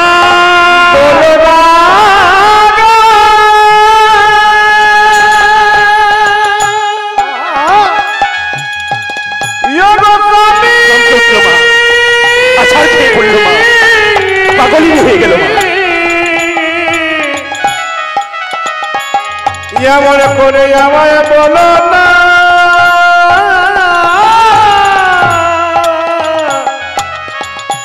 বলো না, না। মায়েরা, এই জায়গাটি কিন্তু সবাই ধরবেন, এক এক করে ধরবেন, সবাই মন দিয়ে ধরবেন। কুশধ্বজকে যখন বাড়ির ভেতর, কুশধ্বজের মাকে বাড়িতে আবদ্ধ করে রাখা হলো, আর কুশধ্বজ যখন গুরুগৃহে বসে আছে, তখন চিৎকার করে তার বাবা বলল কুশধ্বজ, কুশধ্বজ। মায়েরা, কুশধ্বজ মনে মনে ভাবলো সত্যি তো আমি বিক্রয় হয়ে গেছি। গুরুদেবের কাছে কেঁদে কেঁদে বলছে গুরুদেব, আজকে রাত্রিতে আমি স্বপ্ন দেখেছি আমাকে বাবা বিক্রয় করে দিয়েছে। ওই দেখো আমার বাবা আসছে, আমার এই জীবনটাই শেষ। বন্ধুদের কাছে কেঁদে কেঁদে কুশধ্বজ গাইছে, এই জীবনে তোদের সাথে আর দেখা নাহি হবে, ওরে জীবনে তোদের সাথে দেখা নাহি হবে, ও যে এই জীবনে তোদের সাথে আর দেখা নাহি হবে। আরে তোদের সাথে দেখা নাহি হবে। এসো প্রাণ ভরে হরি গুণ গাই, হরি সঙ্গে রবে। এসো প্রাণ ভরে হরি গুণ করে সঙ্গে রবে। এসো প্রাণ ভরে হরি গুণ গাই, হরি সঙ্গে রবে। এসো প্রাণ ভরে হরি গুণ গান, হরি সঙ্গে যাবে। ওই জীবনে তোদের সাথে দেখা নাহি হবে, ওই জীবনে তোদের সাথে দেখা নাহি হবে। কুশধ্বজ গাইছে বন্ধুদের সঙ্গে, বাবা চিৎকার করে বলল কুশধ্বজ আমার কোলে আই বাবা, আমি ধনী হয়ে গেছি। কুশধ্বজ বলছে বাবা একবার তোমার চরণে প্রণাম করতে যাও, আমি তো জানি তুমি আমায় বিক্রি করে দিয়েছো, আমার মাকে একবার দেখতে দেবে না? তার বাবা বলছে না, মায়ের কাছে যাস না, মা অজ্ঞান হয়ে গেছে, মা ঘুমিয়ে আছে, যাস না, মাকে জাগাস না। বলছে বাবা তুমি যতই না বলো, মাকে একবার জাগাবো, মাকে প্রণাম করব। আমার ইচ্ছা ছিল যে তোমরা যখন বুড়ো হবে, মারা যাবে, তোমাদের শেষকৃত্য সম্পন্ন করব। আজ যখন আমি পারলাম না শেষকৃত্য সম্পন্ন করতে, একবার অন্তর প্রণাম যেন করে যাই। মায়ের চরণে প্রণাম করছে, মা অজ্ঞান হয়ে আছে, আর জন্মের মতো কেঁদে কেঁদে কি বলছি জানেন? কেঁদে কেঁদে বলছে জন্মের মতো বিদায় দাও মা, আমি চলে যাই, আমি চলে যাই। জন্মে মতো বিদায় দাও, আমি চলে যাই, আমি চলে যাই। জনমের মতো বিদায় দাও, আমি চলে যাই, আমি চলে যাই। আর জন্মের মতো বিদায় দাও মা, আমি চলে যাই, যাই, আমি চলে যাই। বিদায় জননী, বিদায় জননী, বিদায় জন্মভূমি, বিদায় জন্মভূমি, বিদায় জননী, জননী, বিদায় জন্মভূমি।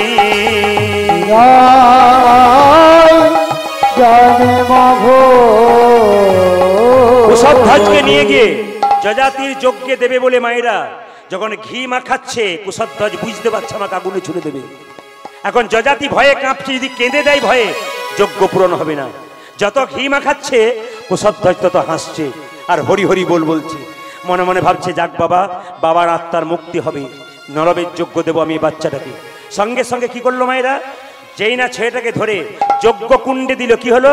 যজ্ঞ কুণ্ডে দিলা ফেলি ব্রাহ্মণ নন্দনে, আজ যজ্ঞ কুণ্ডে দিয়া ফেলি ব্রাহ্মণ নন্দনে, যজ্ঞ কুণ্ডে দিলা ফেলি ব্রাহ্মণ নন্দনে, কুণ্ডে দিল ফেলে ব্রাহ্মণ নন্দনে। যজ্ঞ মাঝে কুশধ্বজ হরি বলিছে বদনে, আমার যজ্ঞ মাঝে কুশধ্বজ হরি বলিছে বদনে, যজ্ঞ মাঝে কুশধ্বজ হরি বলিছে বদনে। ও যে যজ্ঞ মাঝে কুশধ্বজ হরি বলিছে বদনে। ভক্ত যদি আগুনে পড়ে যায় ভগবান রক্ষা করে না? এতে কোশনিয়া হরি কমলারও সঙ্গে করি, এতে কোশনিয়া হরি কমলারও সঙ্গে করি, এতে কোশনিয়া হরি কমলারও সঙ্গে করি, কমলারে সঙ্গে করি। উপনীত হইল যজ্ঞ স্থানে, আজ উপনীত হয়ে স্থানে, ও যে উপনীত হইল যজ্ঞ স্থানে। আরে উপনীত হইল যেখানে। কি করলো?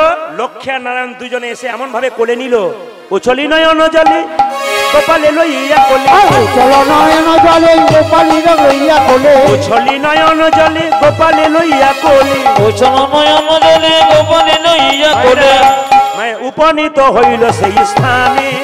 আরে উপনীত হইল স্থানে, ও যে উপনীত হইল স্থানে, ও যে উপনীত হইল সেই স্থানে। আরে উপনীত হইল স্থানে। ও যে নামে নামির মিলন হলো, নামে নামে বের হলো, নরমের যোগ্য সঙ্গ হলো, নামে নামির মিলন হলো, সঙ্গ হলো, নামে নামে বের হলো, নরমের যোগ্য সঙ্গ হলো, নামে নামির মিলন হলো। যোগ্য সঙ্গ হলো, নামে নামে বের হলো। আপনারা কি ভেবেছেন সারাত্রি শুনবেন নাকি?